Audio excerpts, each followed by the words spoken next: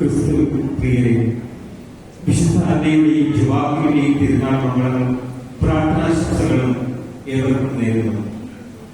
ആത്മത്യാഗത്തിന്റെ പരികത്തുള്ളികൾ നിബന്ധനം ചെയ്യപ്പെട്ട പരിപാവനമായ പുണ്യതീർത്ഥത്തിന്റെ ഒടുവിൽ നാം എത്തി നിൽക്കുന്നത് ഒരു ധന്യ നിമിഷത്തിലാണ്. വിശുദ്ധ അന്ന ദേവാലയത്തിന്റെ 97ാമത് തിരുനാൾ മഹോത്സവത്തിന്റെ 3ാം ദിനം പ്രശാന്തസുന്ദരമായ പശ്ചിമഘട്ടത്തിലെ മലയോര ദേശത്തിന് വിശ്വാസത്തിന്റെ വെളിച്ചം പകർന്ന് ജനപദങ്ങളെ ക്രിസ്തുവിന്റെ പരിപാലനയിൽ കൂട്ടിയോജിപ്പിക്കാൻ 1927 സ്ഥാപിതമായ വിശുദ്ധ അന്നയുടെ നാമധേയത്തിലുള്ള ഈ ദേവാലയം ഒരു വിശ്വാസ സമൂഹത്തിന്റെ ആധ്യാത്മിക, കുടുംബ, സാമൂഹിക ബന്ധങ്ങളുടെ വളർച്ചയിൽ ഒരു വിശ്വാസ അഗ്നിയായി ഇന്നും ജ്വലിച്ചു നിൽക്കുന്നു. പ്രാർത്ഥനയിലൂടെയും വചന വിചിന്തനങ്ങളുടെയും ആധ്യാത്മിക ചൈതന്യത്തിലൂടെയും ത്യാഗപ്രവൃത്തികളിലൂടെയും ഭക്തിനിർഭരമായ പ്രത്യേക വണക്കത്തിലൂടെയും മെനഞ്ഞെടുത്ത ദിനങ്ങൾ. ആരാണ് വിശുദ്ധ അന്ന? വിശുദ്ധ ബൈബിളിലെ താളുകളിൽ വിശുദ്ധ അന്നയെ കുറിച്ച് ഒന്നും തന്നെ രേഖപ്പെടുത്തിയിട്ടില്ല. പക്ഷേ പരിശുദ്ധ കന്യകാമറിയത്തിന്റെ ജീവിതത്തിലേക്ക് ഒന്ന് ആഴ്ന്നിറങ്ങിയാൽ നമുക്ക് കാണാൻ സാധിക്കും. ഈശോയുടെ അമ്മയാകാൻ കന്യകാമറിയത്തെ ഒരുക്കിയെടുത്ത് അവൾക്ക് ജന്മം നൽകിയ ഒരു അമ്മയുണ്ട്. ആ പുണ്യവതിയാണ് വിശുദ്ധ അന്ന. പുണ്യങ്ങളുടെ വിടുതലമായിരുന്നു വിശുദ്ധ അന്ന. ദൈവമാതാവിന്റെ അമ്മയായ വിശുദ്ധ അന്ന എത്രയും വത്സലയാണ്. പേരിന്റെ അർത്ഥം തന്നെ അനുഗ്രഹദായക എന്നാണ്. സ്നേഹത്തിന്റെയും കരുതലിന്റെയും അനുഗ്രഹത്തിന്റെയും നാളുകളാൽ ഈ കാലമത്രയും ഈ വിശ്വാസ സമൂഹത്തെ പിടിച്ചു നിർത്താൻ ത്യാഗോചരമായി സേവനം ചെയ്ത എല്ലാ വൈദികരെയും, സിസ്റ്റേഴ്സ്, ഉപദേശിമാർ, എല്ലാ ആത്മായ നേതൃത്വത്തെയും ഇന്ന് ദിവ്യബലിക്ക് നേതൃത്വം നൽകുന്ന സെന്റ് ജോർജ്, സെന്റ് തോമസ് ഡിസിസിയുടെ എല്ലാ കുടുംബങ്ങളെയും ഈ സമയം നന്ദിയോടെ ഓർക്കാം. വിശ്വാസത്തിന്റെ ആഴത്തിൽ എന്നും നിലനിൽക്കാൻ സഹായിക്കണമേ എന്ന പ്രാർത്ഥനയോടുകൂടി പ്രവേശനത്തിനായി നമുക്ക് എഴുന്നേറ്റ് നിൽക്കാം.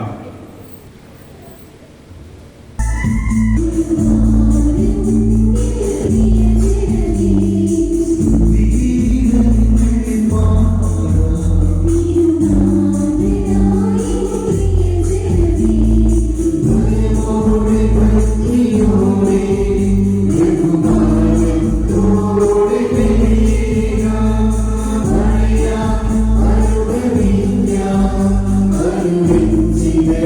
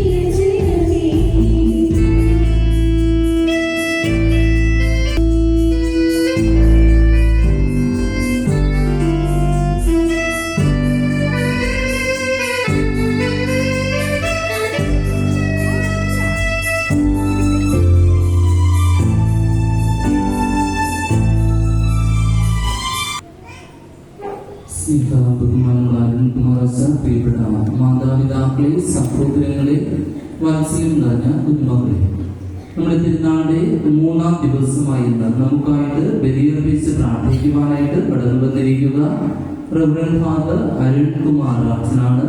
അച്ഛനെ പൂർണ്ണമായിട്ട് നമുക്ക് ദൈവകരങ്ങളിൽ സമർപ്പിക്കാം. അച്ഛന്റെ നിയോഗങ്ങളെല്ലാം ഈ ബലിയിൽ സമർപ്പിക്കാം. അതോടൊപ്പം ഇന്ന് ദിവ്യബലിക്ക് ക്രമീകരണങ്ങൾ ചെയ്യുക വിശുദ്ധ ജോർജ് യൂണിറ്റും വിശുദ്ധ തോമസ് യൂണിറ്റുമാണ്. യൂണിറ്റിലെ എല്ലാ കുടുംബാംഗങ്ങളെയും പൂർണ്ണമായിട്ട് നമുക്ക് ദൈവകരങ്ങളിൽ സമർപ്പിക്കുക. പ്രത്യേകിച്ച് കുട്ടപ്പൻ കുടുംബം, കുഞ്ഞുമോൾ അനുഷ, അഭിൻ, അൽഫോൺസ, ജ്യോതിഷ് കുമാർ കുടുംബം, രമ്യ, അഖിൽ, അമൽ, ജോയ് കുമാർ കുടുംബം, ബിന്ദു, അനൂപ്, ആൻസി, NN വർഗീസ് കുടുംബം, രത്നമ, ബിജു ടി കെ കുടുംബം, മേരി ജോസ്, ബിയ, ലീല, സുന്ദരൻ കുടുംബം, ലളിത, ജോയി കുടുംബം, ബെല്ല, അമൻ ജോയ്, അർച്ചന ജോയ്, ലീല, ആൽബർട്ട് കുടുംബം, ബിന്ദു, സ്നേഹ, അജികുമാർ കുടുംബം, സൗമ്യ, ആൽബിൻ, അയോണ, NN തോമസ് കുടുംബം, സിസിലി, അനു കുടുംബം, ദിവ്യ, ആദിൽ, ദിയ, മോഹനൻ, റോസ്മേരി, വിനീത് കുടുംബം, സജ്ജന, രത്ന, അജീഷ് കുടുംബം, അഞ്ജന, ആദ്വി, മഡ്വി, അഭിലാഷ് കുടുംബം, വിജിമോൾ, ആദ്രവ്യ, ആദ്രവ്, പുഷ്പം, ഷിജിൻ കുടുംബം, അഞ്ജന, ആത്വിക, ആത്മീയ, ഗബ്രിയേൽ, സത്യനേശൻ കുടുംബം, പുഷ്പശോഭി, ജാനകി, സുബീഷ് കുടുംബം, ചിഞ്ചുമോൾ, ആയുഷ്, ആദിഷ്, ബൈജു കുടുംബം, രതിമോൾ, റിയ, അഭിൻ, ഷാജി കുടുംബം, റീന, ഷിജിൻ, ആര്യ, അപ്പുക്കുട്ടൻ, അസുന്ദ കുടുംബം, സുധീഷ്, സൈമൺ കുടുംബം, ലിജി, രജീഷ് കുടുംബം, Akhila George, Abil, AR, SDN A, Rajeesh, Simon കുടുംബം, ലിജി, ജിസി കുടുംബം, Andrea Maria, Athvika Maria, Raghu കുടുംബം, ശൈലജ, രജിത് കുമാർ, വിജയൻ കുടുംബം, ശോഭന, ജസ്റ്റിൻ കുടുംബം, Saranya, Albin, Ann Maria, Shirley, Rajesh കുടുംബം, ശാരിക, അൻവിക, ആൻഡു, രജേഷ് എന്നീ കുടുംബാംഗങ്ങളെ പൂർണ്ണമായിട്ട് നമുക്ക് ദൈവകരങ്ങളിൽ സമർപ്പിക്കാം. അവരുടെ എല്ലാ നിയോഗങ്ങളും ഈ ബലിയിൽ സമർപ്പിക്കാം. അവർ ആഗ്രഹിക്കുന്ന നന്മകളും കൃപകളും ജീവിതത്തിൽ സ്വന്തമാക്കുവാനായിട്ട് ഇടയാക്കണമെന്ന് നമുക്ക് പ്രാർത്ഥിക്കാം.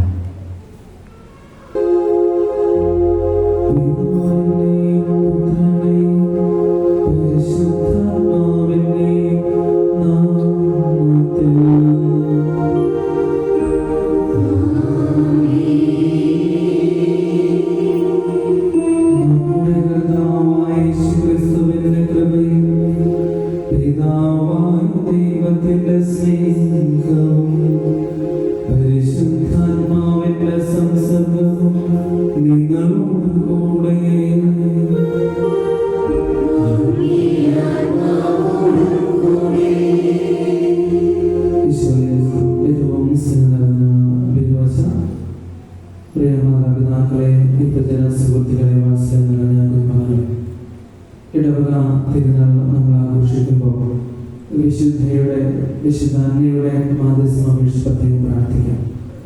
വിശുദ്ധാന്യയിലുണ്ടായിരുന്ന എല്ലാ ഗുണങ്ങളും യഥാർത്ഥ അമ്മയായി അനുഗ്രഹദായകയായി ഒക്കെ പ്രവർത്തിക്കുവാൻ വിശുദ്ധയിലൂടെ സാധിച്ചു. ഇത് ആഘോഷിക്കുമ്പോൾ ഈ തീക്ഷ്ണതയോടെ വിശുദ്ധനെ പോലെ ജീവിക്കാൻ പ്രാർത്ഥിക്കാം. ഹൃദയമായി ദീപത്തിലർപ്പിച്ച് പ്രാർത്ഥിക്കുമ്പോൾ എന്ന നിയോഗങ്ങളെ സമർപ്പിച്ച എല്ലാ കുടുംബങ്ങളെയും സമർപ്പിക്കാം. എന്ന നേതൃത്വം നൽകുന്ന BCC യൂണിറ്റിനെയും തുടർന്നും ഇടവകയിൽ എല്ലാ നിയോഗങ്ങളൊക്കെ തന്നെ ഞങ്ങൾ സമർപ്പിച്ചുകൊണ്ട് നമുക്ക് ഭക്തിപൂർവ്വം ഈ ദീപങ്ങളെ അർപ്പിക്കാം. സഹോദരനെ ദിവ്യരഹസ്യങ്ങൾ കൊണ്ടാടുന്നത് നാം യോഗ്യരാകേണ്ടതിന് നമ്മുടെ പാപങ്ങൾ ഏറ്റുപാടാം.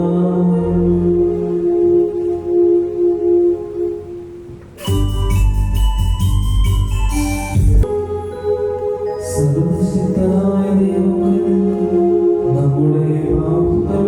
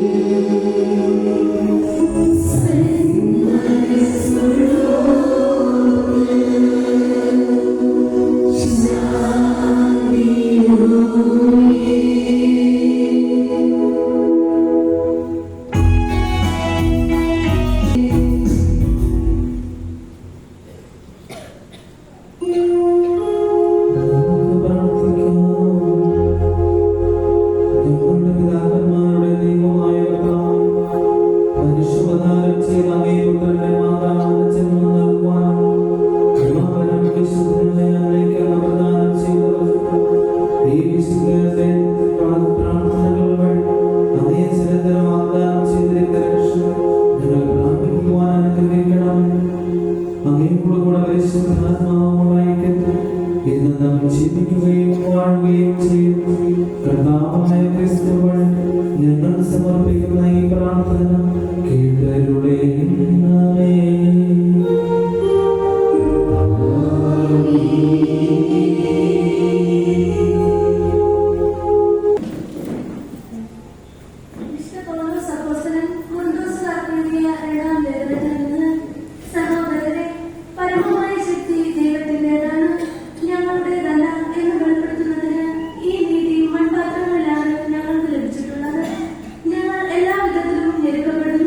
എങ്കിലും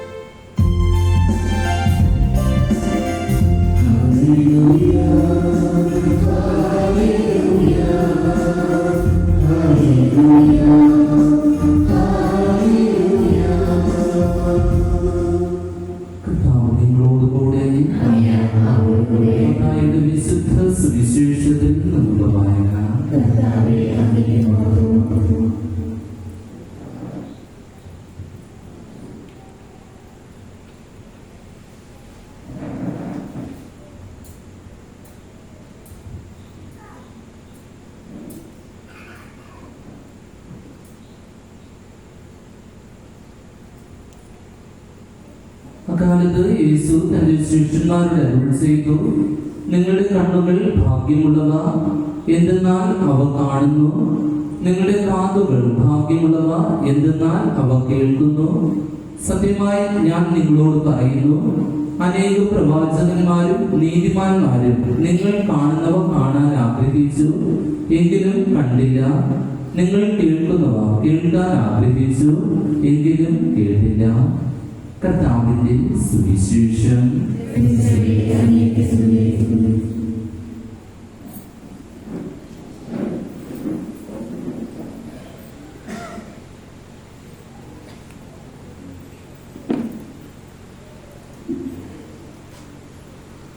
ഈശോയിൽ ഏറ്റവും സാധാരണ ഉപയോഗിച്ച മാതാപിതാക്കളെ, യുവജന സഹോദരങ്ങളെ, സംഘടന കുടുംബങ്ങളെ, ഈശോമിശിഹായ്ക്ക് സ്തുതിയായിരിക്കട്ടെ.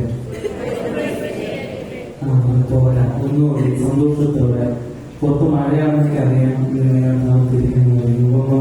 ശക്തിയോട്ട് ഈശോമിശിഹായ്ക്ക് സ്തുതിയായിരിക്കട്ടെ. തിരുനാളിന് തിരുനാളിന്റെ എല്ലാ ആശംസകളും പ്രാർത്ഥനകളും അതുപോലെ തന്നെ നൽകുകയാണ്. ചിലരെ മനസ്സിലാക്കുന്നത് ചെന്നൈക്കോ ഒരു മണിക്കൂർ സംസാരിക്കും. എങ്ങനെയെന്ന് തീർക്കാനൊക്കെ കാത്തിരിക്കാൻ ശ്രമിക്കുന്നത് കുഴപ്പമില്ല. നമുക്ക് 24 മണിക്കൂറിലേക്കുള്ള സമയം അതാണ് സംഘടനയിൽ വചനം ശ്രമിക്കുന്നത് ഏറ്റവും ഉചിതമാണ്. ലൂക്കായുടെ സുവിശേഷം 20-ാം അധ്യായം 27-ാം വാക്യം പറയുന്ന ഒരു മനോഹരമായ വചനം, ഇഷ്ടപ്പെട്ട വചനമാണ്. നിങ്ങൾ ഒന്നാമൻ ആകാൻ ആഗ്രഹിക്കുന്നവൻ നിങ്ങളുടെ ദാസനായിരിക്കണം. എനിക്ക് തോന്നുന്നു വിശുദ്ധ അന്നയുടെ ജീവിതത്തെ കുറിച്ച് ചിന്തിക്കുമ്പോൾ ഈ ഒരു വചനം അർത്ഥം നൽകിയ ഒരു വചനമാണ്. നമ്മുടെ ജീവിതത്തില് ഒന്നാമനാകാൻ ആഗ്രഹിക്കുന്നുവെങ്കിൽ അവന്റെ ദാസനായിരിക്കണമെന്ന് കർത്താവ് പറഞ്ഞ ഈ വചനം അന്വർത്ഥമാക്കിയത് വിശുദ്ധ അന്നയെ മനസ്സിലാക്കുന്നു. തന്റെ ജീവിതത്തിലൂടെ പ്രവർത്തനത്തിലൂടെ തന്റെ മകളായ പരിശുദ്ധമ്മയെ വളർത്തി പരിപാലിച്ചതിലൂടെ തന്റെ കുടുംബ ജീവിതത്തിലൂടെ തന്റെ അടുത്ത് കടന്നു വന്നവരെ സ്നേഹിക്കുന്നതിലൂടെ ഈ ദമ്പതികളുടെ ജീവിതത്തെ കുറിച്ച് പറയുമ്പോൾ അവര് അത്യാവശ്യം സാഹചര്യത്തിൽ ജീവിച്ച വ്യക്തികളാണ്. പ്രത്യേകിച്ച് കർഷക കുടുംബമായതുകൊണ്ട് തന്നെ അവിടെ കടന്നു വരുന്നവരെ എല്ലാവരെയും ശുശ്രൂഷ ചെയ്ത് വളരെ സ്നേഹത്തോടെ അടുത്ത് കൊണ്ടുവരുവാൻ, പ്രത്യേകിച്ച് ഭവനങ്ങൾക്ക് സന്ദർശിക്കുവാനൊക്കെ പരിശ്രമിച്ച് എല്ലാ അയൽവാസികളോടും ഒരു സ്നേഹവും സന്തോഷവും ഒക്കെ കരുതി പോകുന്ന ഒരു കുടുംബമാണ് ഈ അന്നയുടെ. അതുകൊണ്ടാണ് എനിക്ക് ഏറ്റവും ഇഷ്ടമുള്ള വചനമായിട്ട് പ്രത്യേകിച്ച് അന്നയെ കുറിച്ച് സംസാരിക്കുമ്പോൾ ഈ ഇഷ്ടവചനം പറയുവാൻ കാരണം എല്ലാവരിലും ഒന്നാമനാകാൻ ആഗ്രഹിക്കുന്ന ദാസനായി പ്രവർത്തിച്ച ഒരു വിശുദ്ധിയാണ് വിശുദ്ധ അന്നയെ കുറിച്ച് ആമുഖത്തിലേക്ക് നമ്മൾ വായിച്ചു കേട്ടോ. അനുഗ്രഹദായകയാണ് വിശുദ്ധ അന്നയെ കുറിച്ച് പറഞ്ഞത്. കാരണം തന്റെ അടുത്തുപോയി കടന്നു വരുന്നവർക്ക് എത്രമാത്രം അനുഗ്രഹം നൽകുവാൻ സാധിക്കും, അത്രയേറെ തീക്ഷ്ണതയോടെ അനുഗ്രഹം നൽകുവാൻ വേണ്ടി വിശുദ്ധിക്ക് കഴിയും. അത് സ്നേഹം കൊണ്ടായിരിക്കാം, ഭക്ഷണം കൊണ്ടായിരിക്കാം, അല്ലെങ്കിൽ സന്തോഷം കൊണ്ടായിരിക്കാം, പുഞ്ചിരി കൊണ്ടായിരിക്കാം. ഇതൊക്കെ കൊണ്ട് വിശുദ്ധ അന്ന സന്തോഷത്തോടെ സ്നേഹം കൈമാറുവാൻ, അനുഗ്രഹദായകയാകുവാൻ വിശുദ്ധ അന്നയ്ക്ക് കഴിയും. ഏറ്റവും പ്രധാനപ്പെട്ട ഒരു കാര്യം എന്നറിയാവോ? ദിവ്യകാരുണ്യത്തെ വഹിക്കുവാൻ പഠിപ്പിച്ച വിശുദ്ധയാണ് വിശുദ്ധ അമ്മ. കാരണം പരിശുദ്ധ അമ്മ തന്റെ ജീവിതത്തിൽ ഗർഭിണിയായ ഈശോയെ സ്വീകരിക്കുവാൻ എങ്ങനെ സ്വീകരിക്കണം, അല്ലെങ്കിൽ എങ്ങനെ വഹിക്കണം, അത് പ്രാർത്ഥനയുടെ ശരീരത്തിലായിക്കൊള്ളട്ടെ, ദിവ്യകാരുണ്യത്തെ സ്വീകരിക്കുവാൻ പരിശുദ്ധ അമ്മയെ പഠിപ്പിച്ച വിശുദ്ധ അമ്മയാണ്. ഈ അനുഗ്രഹമായ എന്ന് പറയുമ്പോൾ എപ്രകാരം തന്റെ ജീവിതം നമുക്കറിയാം. പരിശുദ്ധ അമ്മയുടെ ജീവിതത്തിലേക്ക് കടന്നു പോകുമ്പോൾ നമുക്കറിയാവുന്ന ഒരു കാര്യമാണ്, പരിശുദ്ധ അമ്മ 3 മാസം എലിസബത്തിനെ ശുശ്രൂഷ ചെയ്ത ഒരു കാര്യം. ആ സമയം പരിശുദ്ധ അമ്മ ഗർഭിണിയായിരുന്നു, അതോടൊപ്പം എലിസബത്തും ഗർഭിണിയായിരുന്നു. നമുക്കറിയാം, എനിക്ക് തോന്നുന്നു ആദ്യമായിട്ടായിരിക്കും ഒരു ഗർഭിണി മറ്റൊരു ഗർഭിണിയെ ശുശ്രൂഷ ചെയ്തു. ഇന്നൊരു ഗർഭിണിയോട് ശുശ്രൂഷ ചെയ്യാൻ വേണ്ടി പറഞ്ഞ എന്തായിരിക്കും അവസ്ഥ? നമ്മൾ ഒരാൾ ഗർഭിണിയെ നടന്നു കഴിഞ്ഞാൽ ആദ്യം എന്ത് പറയും? എന്ത് പറയും? റെസ്റ്റ്. അനങ്ങാതെ റെസ്റ്റ്. എന്നാൽ പരിശുദ്ധമ്മ കാരണം ദിവ്യകാരുണ്യത്തെ വഹിക്കുവാൻ വേണ്ടി പഠിപ്പിച്ചത് വിശുദ്ധ അമ്മയാണ്. അതുകൊണ്ട് തന്നെ പരിശുദ്ധാമ്മയ്ക്ക് തീക്ഷ്ണതയോടുകൂടി എലിസബത്തിന്റെ ഭവനത്തിൽ കടന്നു വന്നുകൊണ്ട് ഇത്ര ദൂരം സഞ്ചരിച്ച കടന്നു വന്ന പരിശുദ്ധാമ്മ ചെയ്ത കാര്യം അറിയുമോ? എലിസബത്തിനെ അഭിവാദനം ചെയ്തു. നമ്മള് ദൂരമൊക്കെ സഞ്ചരിച്ചിട്ട് ആദ്യം ചോദിക്കും, കുറച്ച് വെള്ളം തരുമെന്ന് ചോദിക്കും. എന്നാൽ ഇവിടെ പരിശുദ്ധമ്മ അഭിവാദനം ചെയ്യുകയാണ് ഇവിടെ എലിസബത്തിനെ. അതാണ് ഞാൻ പറയുന്നത്, ഈ അനുഗ്രഹമായ അല്ലെങ്കിൽ പരിശുദ്ധ അമ്മയ്ക്ക് ഇത്രയേറെ തീക്ഷ്ണത കിട്ടി. പരിശുദ്ധ അമ്മയ്ക്ക് ദിവ്യകാരുണ്യത്തെ വഹിച്ചുകൊണ്ട് ഇത്രയേറെ യാത്ര ചെയ്യുവാൻ എങ്ങനെ സാധിച്ചു, എങ്ങനെയാണ് തന്നെ അടുത്ത് കടന്നവരെ സ്നേഹിക്കുവാൻ സാധിച്ചു, ഇതെല്ലാം കിട്ടിയത് വിശുദ്ധ അമ്മയുടെ പ്രിയപ്പെട്ട മാതാവിന് കിട്ടിയത് നമുക്ക് പറയുവാൻ സാധിക്കും. അതുകൊണ്ടാണ് ഈ അനുഗ്രഹനായക എന്ന് പറയുവാനുള്ളത് നമുക്ക് കാണുവാനുള്ള പ്രധാനപ്പെട്ട കാരണം. അതുകൊണ്ട് ഇന്ന് നമ്മൾ ചിന്തിക്കാൻ പോകുന്നത് നമ്മളെല്ലാവരും വിശുദ്ധ അമ്മയായിട്ടില്ല. എല്ലാവർക്കും അനുഗ്രഹമാകുന്ന, എല്ലാവരും തീക്ഷ്ണതയോടെ സ്നേഹിക്കുന്ന, എല്ലാവർക്കും പുഞ്ചിരി നൽകുന്ന, സംരക്ഷിക്കുന്ന, അല്ലെങ്കിൽ ദിവ്യകാരുണ്യത്തെ വഹിക്കുവാൻ പഠിപ്പിച്ച വിശുദ്ധ അമ്മയായി തീരുവാൻ വേണ്ടി നമ്മൾ പരിശ്രമിക്കണം. പലപ്പോഴും നമുക്ക് ആകാനൊക്കെ ആഗ്രഹമുണ്ട്. വിശുദ്ധ അമ്മയാകാൻ ആഗ്രഹമാണെന്ന് ചോദിച്ചാൽ ആ ശരിക്ക് ആകാനൊക്കെ ആഗ്രഹം, പക്ഷേ എവിടെയൊക്കെയോ തോറ്റു പോകുന്നു. യോഹന്നാന്റെ സുവിശേഷത്തില് 5-ാം അധ്യായം 1 മുതൽ 8 വരെയുള്ള വാക്യത്തില് ഈ ബത്സായിദ കുളക്കരയില് ഒരു രോഗിയെ കുറിച്ച് കാണുന്നത്. നമ്മൾ കേൾക്കേണ്ട ബത്സായിദ കുളക്കരയിലെ ഒരു രോഗിയെ കുറിച്ച്. അദ്ദേഹം 32 വർഷമായിട്ട് ഈ മനുഷ്യൻ ഈ കുളത്തിന്റെ കരയിൽ ഇങ്ങനെ കിടന്നത്. കുളത്തിന്റെ പ്രത്യേകത എന്താണ്? കുളത്തിന്റെ പ്രത്യേകത എന്താണ് പറയുന്നത്? കുളത്തിന്റെ പ്രത്യേകത എന്താണ്? ആ കുളത്തിലേക്ക് ഒന്ന് എടുത്ത് ചാടിയാൽ മാത്രം മതി ആ മനുഷ്യന് രോഗസൗഖ്യം. ഇതാണ് കുളത്തിന്റെ. പക്ഷേ 38 വർഷമായിട്ട് ഈ മനുഷ്യൻ രോഗസൗഖ്യം കിട്ടുന്ന അല്ലെങ്കിൽ കുളത്തിന്റെ കരയിൽ കിടക്കുക. ഇതാണ് നമ്മുടെ അവസ്ഥ. നമ്മുടെ ജീവിതത്തില് നമ്മുടെ വിശുദ്ധ അന്യമാകാൻ ആഗ്രഹമുണ്ട്, എനിക്കൊരു വിശുദ്ധനാകാൻ ആഗ്രഹമുണ്ട്. പക്ഷേ നമ്മുടെ ജീവിതത്തിൽ തിരിഞ്ഞു നോക്കുമ്പോ സഭയാകുന്ന അല്ലെങ്കിൽ വിശുദ്ധ കുർബാനയാകുന്ന, പ്രാർത്ഥനയാകുന്ന നമ്മുടെ ജീവിതത്തിൽ നമ്മൾ കൂതാശകളാകുന്ന ഈ കുളത്തിലേക്ക് എടുത്തു ചാടാൻ വേണ്ടി പഠിക്കുന്നതാണ് നമ്മൾ ഓരോരുത്തരും. ഞാനും നിങ്ങളുമൊക്കെ 10, 20, 30, 40, 50 വർഷമായിട്ട് എവിടെ കുളത്തിന്റെ കരയിലായിട്ട് കിടക്കണം. കുളത്തിന്റെ കരയിലുള്ള എനിക്ക് ഈ രോഗശാന്തി കിട്ടണമെങ്കിൽ ഈ കുളത്തിലേക്ക് എടുത്ത് ചാടണം. ഈ കുളത്തിലേക്ക് എടുത്ത് ചാടി മാത്രമേ എനിക്ക് വിശുദ്ധ അനയാകാൻ സാധിക്കുള്ളൂ.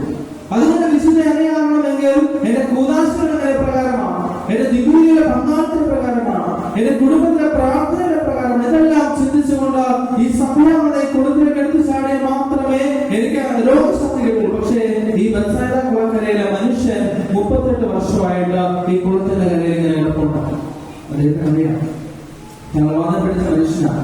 അദ്ദേഹം ഈ കുളത്തിന്റെ കരയിൽ കിടക്കുമ്പോൾ അദ്ദേഹം ചിന്തിക്കുന്ന ഒരു കാര്യമുണ്ട്, ഇങ്ങനെ കിടന്നാൽ മതി അദ്ദേഹത്തിന് ഭക്ഷണം കിട്ടും സംഭവിക്കുന്നത്. അപ്പോഴാണ് ആര് കടന്നു വരുന്നത്? ഈശോ കടന്നു വരുന്നത്.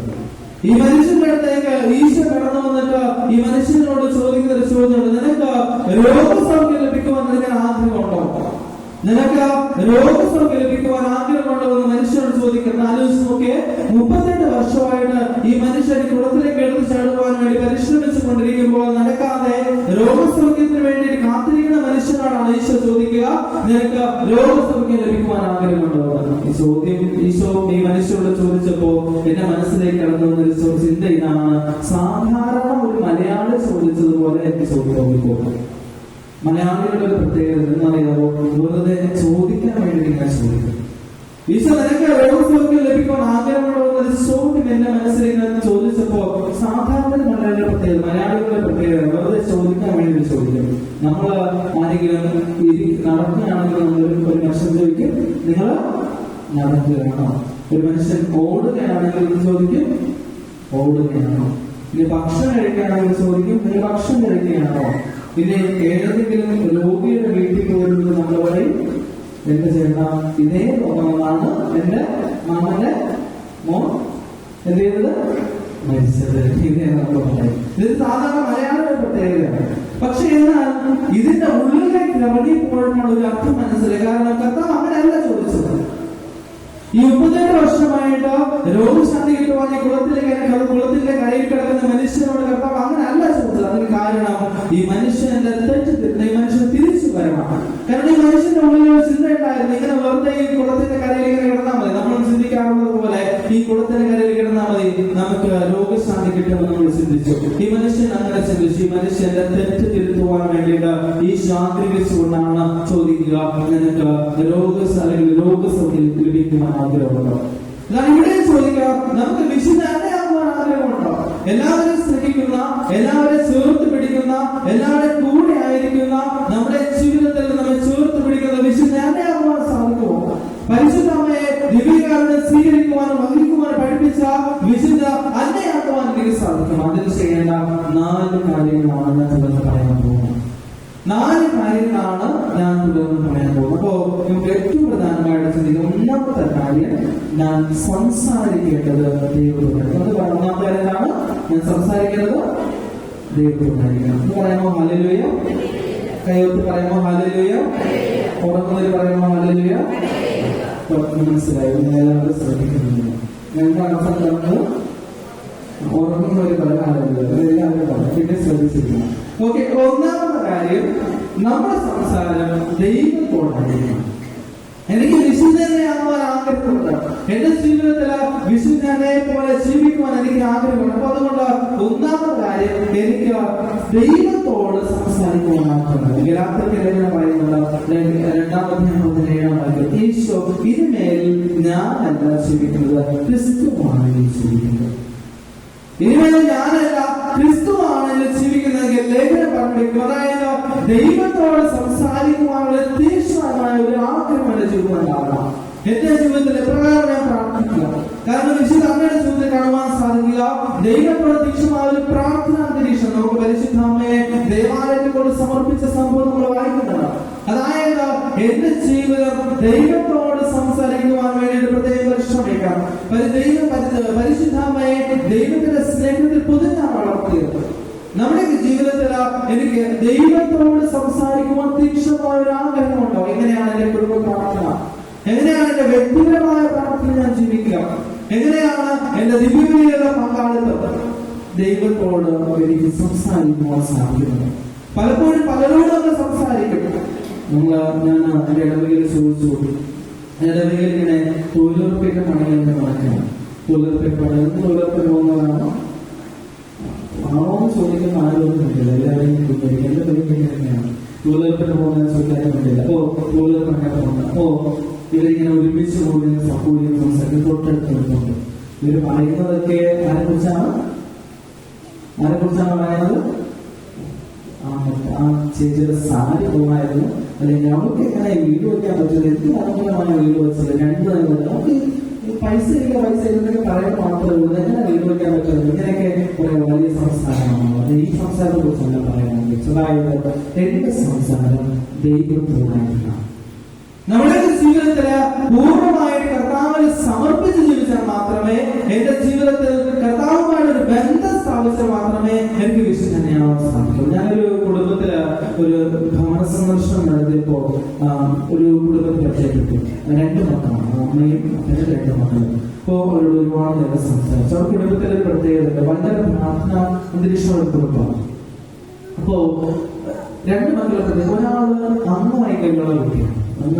കാരണം കുട്ടിയെ സംരക്ഷിക്കാനും ശ്രദ്ധിക്കാനും ഒക്കെ വളരെ പാടുള്ള കുടുംബമാണ്. അപ്പൊ അവരെ പക്ഷേ എന്നാൽ പോലും തീക്ഷ്ണതയോടെ ആ കുട്ടിയെ സംരക്ഷിക്കുന്നവരെ സ്നേഹിക്കുന്നുണ്ട്. പിന്നെ കുറെ നേരം സംസാരിച്ച അവസാനം ഞാൻ അമ്മയോട് ചോദിച്ചു, അമ്മേ എങ്ങനെയാണ് ഈ കുഞ്ഞിനെ നിങ്ങൾ സംരക്ഷിക്കുന്നത്?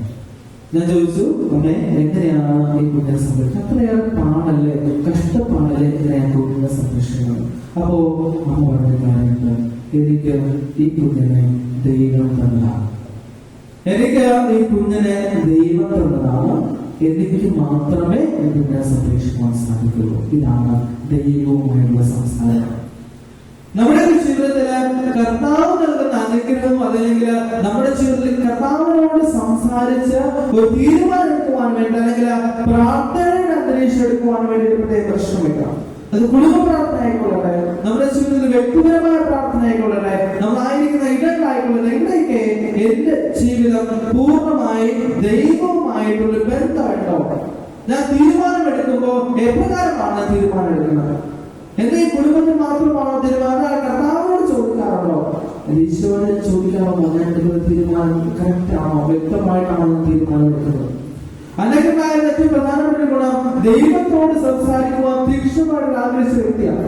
പൂർണ്ണമായിട്ട് തന്നെ യഥാർത്ഥമായി സമർപ്പിക്കുവാനും ദൈവത്തോട് പ്രാർത്ഥന അന്തരീക്ഷം ജീവിക്കുവാനും വിശുദ്ധാനത്തിൽ കഴിയുന്നതാണ് പറയുക. അതുകൊണ്ട് ഒന്നാമത് ചിന്തിക്കേണ്ടത്, ഞാൻ ദൈവത്തോട് പൂർണ്ണമായിട്ട് സംസാരിക്കാം. ഇന്ന് സമയമില്ലാത്ത ഒരു ജീവിത അന്തരീക്ഷം കണ്ടുകൊണ്ടിരിക്കുക. ഒരിക്കലും സമയമില്ലാത്ത ഒരു ജീവിതം, ഒട്ടും സമയമില്ല, തിരക്കാണ്. നമ്മളിങ്ങനെ യാത്ര ചെയ്തുകൊണ്ടിരിക്കുമ്പോൾ ഒരു തിരിഞ്ഞു നോട്ടം നടത്തണം, ഞാൻ ദൈവത്തിന്റെ സന്നിധിയിൽ എത്രമാത്രം സമയം ചെലവഴിച്ചിട്ടുണ്ട്. കുടുംബ പ്രാർത്ഥന നടത്തുവാനും വ്യക്തിപരമായ പ്രാർത്ഥനയിലൂടെ ജീവിക്കുവാനും എനിക്ക് സമയമുണ്ടാവും നമ്മൾ ചിന്തിക്കാം. ഇന്ന് പ്രധാനമായി നമ്മളെ ദേവാലയത്തെ കാണുന്ന ഒരു ഭാഗം കുറച്ച് ഞാൻ നോക്കിപ്പോ, ഈ ചെറുപ്പക്കാര് വിവാഹം കഴിഞ്ഞ ഒരു കുഞ്ഞൊക്കെയായി കഴിഞ്ഞാൽ പറയുന്ന കാര്യമുണ്ട്. നമ്മള് സാമ്പത്തികമൊക്കെ ആയി കഴിഞ്ഞാൽ ചെറുപ്പക്കാര് ഭാര്യ അറുപത്തില്ല, ഭർത്താവ് കുഞ്ഞിനെ വശപ്പെട്ടു. ഞാൻ ഒരു കുടുംബത്തെ വശപ്പെട്ടു. അപ്പൊ സാധാരണ ഇതില് വീട്ടിലൊക്കെ ആയിരുന്നു കഴിഞ്ഞാല് ഭാര്യ പറയാൻ ചേർന്ന് കുഞ്ഞെടുക്കാൻ പറഞ്ഞു കഴിഞ്ഞാൽ എടുക്കില്ല, അന്ന് ഞാൻ വച്ചു കൊടുക്കണം. എന്നാൽ പള്ളി വരുമ്പോ ഭാര്യയിൽ നിന്ന് പിടിച്ചു വാങ്ങിയിട്ട് ചേട്ടന്മാരെ പുറത്തുണ്ട്, ഭാര്യ ഒരു പുതിയൊരു ട്രെൻഡാണ്. പലപ്പോഴും പുറത്ത് അല്ലെങ്കിൽ ദേവാലയത്തിനുള്ളിലേക്ക് കയറുന്ന ഒരു മനസ്സ് പലപ്പോഴും കാണാറുണ്ട്. അല്ലെങ്കിൽ ദൈവത്തോട് അടുത്തായിരിക്കുക, ദൈവത്തെ സ്നേഹിക്കുക, അല്ലെങ്കിൽ ദൈവത്തോട് സംസാരിക്കുക, പ്രാർത്ഥനയുടെ അന്തരീക്ഷം, കുടുംബ പ്രാർത്ഥന, വ്യക്തിപരമായ പ്രാർത്ഥന പലപ്പോഴും നമുക്ക് ഇല്ലാതെ പോകുന്ന ഒരു അവസ്ഥ നമ്മൾ ചെയ്യുന്നുണ്ട്. അതുകൊണ്ട് എനിക്ക് വിശുദ്ധ അന്യയാകാൻ ആഗ്രഹമുണ്ടെങ്കിൽ പൂർണ്ണമായി തീക്ഷണമായി ചിന്തിക്കുന്ന കാര്യമാണ് ഞാൻ ദൈവത്തോട് സംസാരിക്കുന്നത്. അത് കുടുംബ പ്രാർത്ഥനകളായിക്കൊള്ളട്ടെ, എന്റെ വ്യക്തിപരമായ പ്രാർത്ഥനകളായിക്കൊള്ളട്ടെ, എന്റെ ജീവിതത്തിൽ ഞാൻ ചേർന്ന് ദിവ്യബലിയിൽ പങ്കാളിത്തമായിക്കൊണ്ട് ഇതിലൂടെയൊക്കെ എനിക്ക് പൂർണ്ണമായിട്ട് വിശുദ്ധനാകുവാൻ സാധിക്കും. ഒന്നാമത് കാര്യമാണ്. രണ്ടാമത്തെ കാര്യം, എന്റെ വിശ്വാസത്തിൽ ആയിരിക്കണം. എന്റെ ജീവിതത്തില് വിശ്വാസത്തിലാണ്. കാരണം വിശുദ്ധ അന്ന എന്ന് പറയുക വിശ്വാസത്തിന്റെ ഉറവിടമാണ്. ഈ ദേവാലയത്തിലെ പരിശുദ്ധ കന്യാമലയത്തെ കൊണ്ട് സമർപ്പിച്ചതിന്റെ പ്രധാനപ്പെട്ട കാരണം തനിക്ക് ദൈവത്തോട് ആഴമാർന്ന ഒരു വിശ്വാസം ഉള്ളതുകൊണ്ടാണ്. നമ്മുടെ ജീവിതത്തിൽ പലപ്പോഴും ഈ യാന്ത്രികമായ ഒരു യാത്രയുണ്ട്, അല്ലെങ്കിൽ യാന്ത്രികമായ ദേവാലയത്തിൽ വന്നിരിക്കുന്നുണ്ട്. പക്ഷേ പൂർണ്ണമായി ഒരു ആഴമാർന്ന ഒരു വിശ്വാസം എനിക്കുണ്ടോ, ആത്മാവെന്ന് പറയുന്ന ഒരു തീക്ഷണത എനിക്കുണ്ടോ? എന്റെ ജീവിതത്തിൽ കർത്താവായിട്ടും വിശ്വാസത്തെ ആഴപ്പെട്ടാണ് ഞാൻ ജീവിക്കുന്നത്. പലപ്പോഴും മറ്റാരെങ്കിലും വന്ന് വിശ്വാസമൊന്നും പതുക്കെ കൊടുത്താൽ മതി ചിന്തിക്കും. ശരിയാണോ അദ്ദേഹം പറയണം, ശരിയാണോ അദ്ദേഹം പറയണമെന്ന് നമ്മൾ പലപ്പോഴും ചിന്തിക്കും. ഈ വിശ്വാസത്തിൽ ഒരു ആഴപ്പെടൽ, ഒരു ആന്തരികമായ ഒരു അനുഭവം പലപ്പോഴും നഷ്ടപ്പെട്ടിട്ടുണ്ട്. നമ്മൾ യാത്ര ചെയ്യുമ്പോഴും അല്ലെങ്കിൽ വിശ്വാസത്തോടെ ദിവികാൻ അല്ലെങ്കിൽ കൂതാശകൾ നമ്മൾ സ്വീകരിച്ച ദൈവത്തെ കുറിച്ച് അറിഞ്ഞ് പൂർണ്ണമായി നമ്മൾ കത്തോലിക്ക സഭയിൽ വിശ്വാസത്തിൽ പൂർണ്ണമായി ജീവിച്ചിരുന്നിട്ട് പോലും പലപ്പോഴും മറ്റു പല വ്യക്തികൾ വന്ന് നമ്മൾ വിശ്വാസത്തിൽ ഒന്ന് ജസ്റ്റ് തൊട്ടാൽ മാത്രം മതി പലപ്പോഴും നമ്മൾ ചിന്തിക്കും, ഞാൻ ആഴമാകുന്ന വിശ്വാസത്തിലാണോ ഞാൻ ചിന്തിക്കുക. ഒരാത്മാവ് എന്റെ ജീവിതത്തിലേക്ക് നിറയുന്നുണ്ടായിരിക്കുക. വിശ്വാസത്തിൽ എനിക്ക് ലഭിച്ച ഈ മനോഹരമായ വിശ്വാസത്തിൽ രൂപപ്പെടുത്തുവാൻ വേണ്ടിയിട്ടാണ്. പേടിച്ചിരുന്ന വിശ്വാസം ശിഷ്യന്മാർക്ക് അവർക്ക് പരിശുദ്ധാത്മാവിന്റെ ശക്തി ലഭിച്ചപ്പോഴാണ് അവരിങ്ങനെ ഇറങ്ങി പുറപ്പെട്ടത്. ജീവിതം ജ്വലിക്കുവാൻ വേണ്ടി അവർക്ക് സാധിച്ചെന്ന് പറയുന്നത്. അതുകൊണ്ട് നമ്മുടെ ജീവിതത്തില് ഈ വിശ്വാസത്തിൽ ആഴപ്പെടണം. ഞാൻ ഈ കഴിഞ്ഞ വർഷം ഗോവയില് വിശുദ്ധ ഫ്രാൻസിസ് സേവനെ കാണാൻ വേണ്ടിയിട്ട്. നിങ്ങൾ പോയ ഗോവയില് അല്ലെങ്കിൽ പോയിട്ടുണ്ടോ? അപ്പോൾ കാണാൻ വേണ്ടി പോകും. അപ്പോ ഞാൻ മനസ്സിലാക്കാൻ ഇതിനെ കണ്ടപ്പോൾ ഇതിന് കണ്ടുകൂടി ഭാഗങ്ങളൊക്കെ കുറിച്ച് പോയി. എന്നാൽ പാദങ്ങളൊക്കെ മനോഹരമാണ്ടിരിക്കുന്നത് ഞാൻ മനസ്സിലാക്കിയിട്ടുണ്ട്. ഈ മനുഷ്യന് തന്റെ ഗ്രാമത്തിലെ സ്വന്തം നാട്ടിൽ നിന്ന് ഈ ഗ്രാമത്തിലേക്ക് നമ്മുടെ നാട്ടിലേക്ക് കടന്നു വന്ന ക്രിസ്തുവിനെ കുറിച്ച് പ്രഘോഷിക്കുവാൻ വേണ്ടിയിട്ട് എന്തുകൊണ്ട് സാധിച്ചതോ ചോദിച്ചു കഴിഞ്ഞാൽ ആഴമായ വിശ്വാസം. ഈ ആത്മാവ് തന്റെ ജീവിതത്തിൽ ജ്വലിച്ചതുകൊണ്ടാണ് ഈ മനുഷ്യന് സാധിച്ചത്. ഈ ആത്മാവ് തന്റെ ജീവിതത്തിൽ ജ്വലിച്ചതുകൊണ്ടാണ് ഈ മനുഷ്യനെ എത്രയേറെ യാത്ര ചെയ്യുവാൻ സാധിച്ചത്. വളരെ ഈ വിശ്വാസത്തിൽ ആഴപ്പെടുമ്പോൾ നമ്മുടെ ജീവിതത്തില് പൂർണ്ണമായിട്ട് ഒരു യഥാർത്ഥമായ വിട്ടുകൊടുക്കാൻ ആവശ്യത്തിനെ നമുക്ക് സാധിക്കും. ആഴമാർന്ന ഒരു വിശ്വാസം രൂപപ്പെടുവാനായിട്ട് ദൈവം ശ്രമിക്കണം. അപ്പോസ്തലപ്രവർത്തനം 2-ാം അധ്യായം പറയുന്നുണ്ട്, അവരെല്ലാവരും പരിശുദ്ധാത്മാവിൽ നിറഞ്ഞു ആത്മാവ് കൊടുത്ത ഭാഷാബലം ഉപയോഗിച്ച് വിവിധ ഭാഷകൾ സംസാരിച്ചു എന്നാണ്. ആത്മാവിൽ നിറഞ്ഞ പരിശുദ്ധാത്മാവ് കൊണ്ട് അവർ വിവിധ ഭാഷകൾ സംസാരിച്ചു എന്നാണ് കഴിക്കുക. നമ്മുടെ ജീവിതത്തില് ഈ ആഴമാർന്ന വിശ്വാസമാണ്. ആഴമാണ് വിശ്വാസം. വിശുദ്ധ അനേകർക്കായിരുന്നത് പോലെ ഒരു ആഴമാണ് വിശ്വാസം. പലരും പല ചോദ്യങ്ങളായിട്ട് നമ്മുടെ ഇടയിലേക്ക് വരാം, പല ചിന്തകളായിട്ട് നമ്മുടെ ഇടയിലേക്ക് വരാം. എന്നാൽ അവിടെ നിന്നും തോറ്റുപോകാതെ ഒരു ആഴമാണ് വിശ്വാസം ഉണ്ടാകണം. ഈ കഴിഞ്ഞ 2 ആഴ്ച മുമ്പ് ഒരു 5:45 ഒരു ഫോൺ കോൾ വന്നിരിക്കും. എന്റെ അടുത്ത് എന്റെ ഒരു വിശ്വാസമായിരുന്നു. അത് 5:45 ഫോൺ കോൾ. ഞാൻ ചാണ്ടി എഴുതിട്ട് ഫോൺ കോൾ എടുത്തപ്പോ അപ്പുറത്ത് മറുതലം ഞാൻ പറയുന്നത്, അച്ഛാ ഞങ്ങളെ രക്ഷിക്കണം. ഞാൻ ഞെട്ടിപ്പോയി. എന്തിനാണ് ഈ വെളുപ്പാക്കാലം 5:45 വിളിച്ചത്? അച്ഛാ ഞങ്ങളെ രക്ഷിക്കണം. ഞാൻ ചോദിച്ചു, എന്ത് പറ്റി? അച്ഛാ ഞങ്ങളെ രക്ഷിക്കണം, ഞങ്ങളുടെ കുടുംബത്തിൽ ഞാൻ തകർന്നു പോയി എന്ന് പറഞ്ഞു. ഞാൻ എന്നിട്ട് എന്നോട് പറഞ്ഞു, അച്ഛാ ഞങ്ങളുടെ വീട്ടിലേക്ക് വരൂ, ഞങ്ങളുടെ വീട്ടിൽ വന്നേക്ക് കുമ്പസാരിക്കണം, വിശ്വമാണ് സ്വീകരിക്കണം, ഞങ്ങളുടെ കുടുംബത്തെ പ്രാർത്ഥിക്കണം, ഞങ്ങളുടെ വീട് വെച്ചിരിക്കണം ഒക്കെ അവരെ കരഞ്ഞുകൊണ്ട് പറയണം. കുട്ടികളും അപ്പനും ഭർത്താവും അമ്മയും ഒക്കെ കരയുന്ന ശബ്ദമൊക്കെ കൂടുതൽ കേൾക്കണം. ഞാൻ പറഞ്ഞു, ഞങ്ങൾ സ്വസ്ഥമായിട്ട് കുറച്ച് കഴിഞ്ഞ് മേടയിലേക്ക് വരാൻ പറഞ്ഞു. ഒരു മേടയിലേക്ക് വന്നു. അപ്പൊ പറഞ്ഞ സംഭവം വളരെ സങ്കടകരമായിരുന്നു. ഒരു സ്ത്രീ വന്ന് ഇവരോട് പറഞ്ഞു, നിങ്ങൾ ഇന്ന സ്ഥലത്ത് ചേർന്ന് കഴിഞ്ഞാൽ അത്ഭുതം കിട്ടും. അവരങ്ങ് പോയി. 3 ദിവസം കഴിഞ്ഞ് ഒരാഴ്ച ധ്യാനത്തിന് കൊണ്ടുപോയി. അതെല്ലാം കഴിഞ്ഞ് നശിച്ച് പൊട്ടി പാളീസായി. അടുത്ത ദിവസം ഉറക്കമില്ലാതെ വെളിച്ചമായിരുന്നു.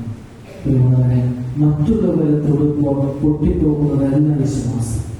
നമ്മുടെ ജീവിതത്തില് നമ്മൾ അനുഭവിച്ച പൂർണ്ണതയുണ്ട്, നമ്മൾ അനുഭവിച്ച സ്വീകരിച്ച ദിവ്യബലികളുണ്ട്, വിശുദ്ധമാരുണ്ട്, ദിവ്യകാരുണ്യമുണ്ട് ഒക്കെ. അതുകൊണ്ട് മറ്റുള്ളവർ തൊടുമ്പോ, പറയുമ്പോ, ചോദ്യങ്ങൾ ഉന്നയിക്കുമ്പോ മാറിപ്പോകുന്നതല്ല നിങ്ങളുടെയൊക്കെ വിശ്വാസം. അതുകൊണ്ട് ഈ ആഴമായ വിശ്വാസം നിലനിൽക്കുവാൻ ഒരു പ്രശ്നമില്ല. വിശുദ്ധനായിരുന്ന ഒരു ജീവിതം അവരിപ്പോ ഹോസ്പിറ്റലാണ്. അവരുടെ ജീവിതത്തിൽ ലഭിച്ച ഏറ്റവും വലിയ ചാനലുകളിൽ ജീവിതത്തിലാണ് പോകുന്നത്. ഇനി ഒരു കാരണവശാലും ആര് പറഞ്ഞാലും ഞാൻ ഉറച്ച് വിശ്വസിക്കണം. കാരണം അവര് ദേവാലയത്തിൽ കൊണ്ടുവന്നവർ കുമ്പസാരിച്ച് ആ ദേവാലയത്തിൽ മുട്ടിപ്പിൽ നിന്ന് അവിടെ കമന്ന് കിടന്ന് അലറി വിളിച്ചു മക്കളെ കുടുംബമൊക്കെ. ഒരു കാരണവശാലും നിങ്ങൾ കത്തോലിക്ക സഭ വിട്ട് പോകില്ലെന്ന് ഉറപ്പുപ്പെടുത്തുന്നതാണ്. അതുകൊണ്ടാണ് എന്റെ ജീവിതത്തിൽ നിങ്ങളുടെ ജീവിതത്തിൽ ആഴമായ വിശ്വാസം. ഞാൻ ഈ ജ്ഞാനസ്ഥാനം സ്വീകരിച്ചെങ്ങനെയാണ്, ഈ കൂതാശകളെങ്ങനെയാണ് സ്വീകരിച്ചത്? ആദ്യമായി ജപിക്കാനുസരിച്ച് ഒരു അനുഭവമാണ്, വിശ്വാസം ഉണ്ടായത്. അതുകൊണ്ട് ഈ വിശ്വാസത്തിൽ എന്തെങ്കിലും കുറവേറ്റുണ്ടെങ്കിൽ നമ്മൾ ചിന്തിക്കേണ്ട ഒരു കാര്യമാണ്. നമ്മൾ ആഴമാർന്ന വിശ്വാസത്തോടെ പൂർണ്ണമായി ജീവിക്കുവാൻ വേണ്ടി പരിശ്രമിക്കണം. ഇത് മാത്രമേ നമ്മുടെ ജീവിതത്തിൽ യഥാർത്ഥമായ വിശുദ്ധതയാകാൻ സാധിക്കുകയുള്ളൂ. അപ്പോസ്തലപ്രവർത്തനം 2-ാം അധ്യായം കാണുവാൻ സാധിക്കുന്നത് പത്രോസ് എഴുന്നേറ്റ് പറഞ്ഞ കാര്യത്തെ ക്രിസ്തു ഉയർത്തിയിരിക്കുന്നു. എനിക്ക് നിങ്ങൾക്കൊക്കെ ആഴമാർന്ന വിശ്വാസത്തോടെ ഉറച്ച ബോധ്യത്തോടെ ആത്മാവിൽ നിറയുമ്പോ എനിക്ക് പത്രോസിനെ പോലെ ഉറച്ച ബോധ്യത്തോടെ എനിക്ക് ചിന്തിക്കുവാൻ പ്രസംഗിക്കുവാൻ സാധിക്കും. ക്രിസ്തു ഉദാഹരണം ചെയ്തതാണ്. അതുകൊണ്ടാണ് നമ്മൾ 2ാമതായി നമ്മൾ ചിന്തിക്കുന്ന കാര്യം വിശ്വാസത്തിലാണ്. നമ്മുടെ ജീവിതത്തിൽ വിശ്വാസത്തിൽ ആഴപ്പെട്ട് ജീവിക്കുവാൻ വേണ്ടി പ്രശ്നം. അവിടെയാണ് പൂർണ്ണമായി നമ്മൾ ചിന്തിക്കുന്നത്. വിശ്വാസത്തെ രൂപപ്പെടുവാൻ വേണ്ടിയിട്ട് നമ്മൾ പ്രശ്നമില്ല. പിന്നെ 3ാമതായിട്ട് കാൽവരിക്ക് പതറാതിരുന്നു. 3ാമത് നമ്മൾ ചിന്തിക്കുക, കാൽവരിയിൽ പതറാതിരുന്നു. കാരണം നമ്മുടെ ജീവിതത്തിൽ കാൽവരി അനുഭവം എന്നുള്ളതാണ്. കുടുംബപ്രശ്നമുണ്ട്, കടപ്പാടുണ്ട്, ക്ലേശങ്ങളുണ്ട്, വേദനകളുണ്ട്. നമ്മൾ ചിലപ്പോഴൊക്കെ പല ഏകാന്തതകൾ അനുഭവങ്ങൾ ഒറ്റപ്പെട്ടു പോകുന്ന ഒരവസ്ഥയിൽ പോലും ഈ പതറാതെ ക്രിസ്തുവിനെ ചേർത്ത് അതിന് ആദ്യമുണ്ടായിരുന്ന ഈ പ്രാർത്ഥനയുടെ വിശ്വാസത്തിന്റെ ആഴപ്പെടുന്ന നമ്മുടെ ജീവിതത്തിൽ വേണം. നമ്മൾ അനുഭവിക്കുന്ന ഈ കാൽവരിയിൽ പതറാതെ നമ്മൾ കുടുംബപ്രശ്നത്തിൽ പൊട്ടുപോയിട്ടുണ്ടെങ്കിൽ, കുടുംബപ്രശ്നത്തിൽ വേദനയ്ക്കുണ്ടെങ്കിൽ, കടഭാരത്തിൽ നമ്മൾ ബുദ്ധിമുട്ട് അനുഭവിക്കുന്നുണ്ടെങ്കിൽ, അല്ലെങ്കിൽ ഒറ്റപ്പെട്ടു പോയിട്ടുണ്ടെങ്കിൽ, ആരുമില്ലാതൊരു തോന്നൽ നമ്മുടെ ജീവിതത്തിലുണ്ടെങ്കിൽ, ഇതൊരു കാൽവരി അനുഭവം. നമ്മുടെ ജീവിതത്തിൽ ഒരു കാൽവരി അനുഭവം ഉണ്ടെങ്കിൽ അത് പതറാതെ നിൽക്കാൻ വേണ്ടി പ്രശ്നമില്ല. കാരണം വിശുദ്ധ 5-ാം വാക്യത്തിന്റെ ഒരു പ്രത്യേകത, അവർ 20 വർഷമായിട്ട് കുഞ്ഞുങ്ങളില്ല. അത് ഏറ്റവും വലിയ സങ്കടമായ കാഴ്ച. നമ്മൾ ഒരു വിവാഹം കല്യാണം കഴിഞ്ഞാൽ ആദ്യം ചോദിക്കുന്നത് എന്താണ്? കല്യാണം കഴിഞ്ഞ 1 മാസം കഴിഞ്ഞാൽ ആദ്യം ചോദിക്കുന്നത് എന്താണ്? വിശേഷമൊന്നുമില്ലേ? എന്റെ ഒരു കുടുംബം വന്നു, അച്ഛൻ വീട്ടിലെടുത്ത് പോകാൻ നിവർത്തിയില്ല, കല്യാണത്തിൽ പോകാൻ നിവർത്തിയില്ല, പാലേശം പോകത്തില്ല, ഒന്നിനും പോകില്ല. കാരണം നാട്ടിലറിയാൻ അവർ ചോദിക്കുന്നത് വിശേഷമാണെന്നാണ് ആദ്യം ചോദിക്കുന്നത്. അടുത്ത വേറൊരു അമ്മായിമാരുണ്ട്. ഈ ആദ്യം പെൺകുട്ടിയാണെങ്കിൽ മലമോളത്ത് പറയും അടുത്തത് ആൺകുട്ടിയായിരിക്കണം. കാരണം ഈ വിഷ്ണു ലഭിക്കുന്ന പോലെയാണ് അമ്മായിമ വരച്ചത്. കാരണം അടുത്തത് ആൺകുട്ടിയായിരിക്കും. പക്ഷേ ഈ കാലുകളിൽ പതറാതെ നിൽക്കാനായിട്ട് പ്രശ്നമില്ല. അനാഥവാക്യങ്ങളുടെ ദമ്പതികളുടെ ജീവിതത്തില് 20 വർഷം മക്കളിലായിരുന്നു. നമ്മുടെ ജീവിതത്തില് ഒരു കാലങ്ങളുടെ അനുഭവം എത്ര പേര് ചോദിച്ചിട്ടാണ് നിങ്ങൾക്ക് മക്കളില്ല, എന്താണ് മക്കളില്ലാത്തത്, എന്തുകൊണ്ടാണ് വിവാഹം കഴിഞ്ഞിട്ട് നിങ്ങൾ മക്കൾ വേണ്ട എന്ന് ചിന്തിക്കുന്നത്? അല്ലെങ്കിൽ പലപ്പോഴും പല രീതിയിൽ നമ്മുടെ ജീവിതത്തിൽ ചോദിച്ചിട്ടാകാം, വേദന ഉണ്ടായിട്ടുണ്ടാകാം. ആരും കടന്നു പോകുന്ന ഒരു കാലങ്ങളുടെ അനുഭവത്തിലൂടെ ആയിരിക്കും കടന്നു പോകുന്നത്. പക്ഷേ അവർക്ക് സമ്പത്തുണ്ട്, അവർക്ക് ഒരുപാട് സ്വത്തുവകകളുണ്ട്, എല്ലാവരും സ്നേഹിക്കുന്ന വ്യക്തികളാണ്, അവർ ചേർത്ത് പിടിക്കുന്ന വ്യക്തികളാണ്. എങ്കിൽ പോലും അവിടെ ജീവിതത്തിൽ ഏറ്റവും വലിയ സങ്കടമായ ഒരു കാൽവരി അനുഭവം എന്ന് പറയുന്നത് മക്കളുണ്ടാകുന്നത്. പക്ഷേ ഇവിടെയൊക്കെ പരസ്പരം താങ്ങായി കാൽവരി അനുഭവം ഉണ്ടായിട്ട് പോലും അവിടെ ജീവിതത്തില് കർത്താവിന്റെ വേദനകൾ അനുഭവിച്ച് കർത്താവിനെ മനസ്സിലാക്കിക്കൊണ്ട് അവിടെ ജീവിച്ചെന്ന് പറയുക. യഥാർത്ഥമായ സ്നേഹത്തിന്റെ അനുഭവത്തിൽ പരസ്പരം സന്തോഷത്തോടെ ജീവിച്ചെന്നാണ് പറയുക. അതുകൊണ്ട് ഈ കാൽവരിയുടെ പരസ്പരം സ്നേഹത്തോടെ പരസ്പരം ബഹുമാനത്തോടെ രണ്ടുപേരും ജീവിച്ചതാണ്. അതുകൊണ്ട് നമ്മുടെയൊക്കെ ജീവിതത്തിൽ ഈ കാൽവരി അനുഭവം ഉണ്ടാകും.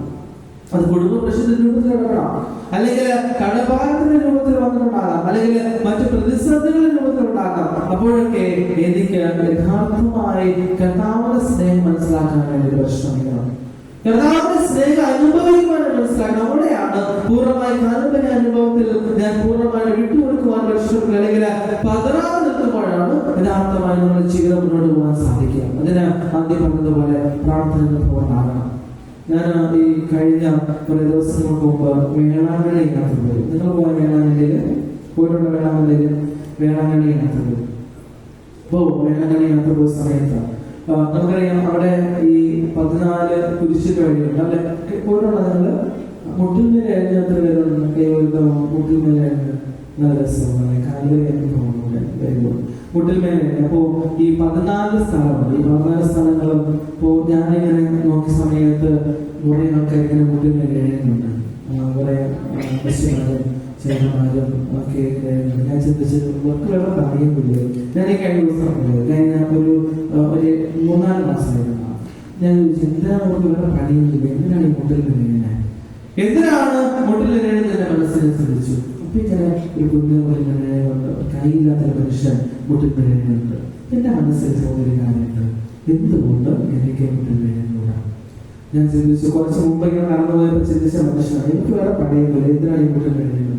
പക്ഷെ ഞാൻ ഈ കൈയില്ലാത്ത ഈ കുഞ്ഞ് മുട്ടിൽ എഴുതിഞ്ഞ് ഇങ്ങനെ ആ 14 സ്ഥലങ്ങൾ കടന്നു പോകുമ്പോൾ ഞാൻ ചിന്തിച്ചു, എനിക്കൊക്കെ മുട്ടിൽ എഴുതുന്നില്ല.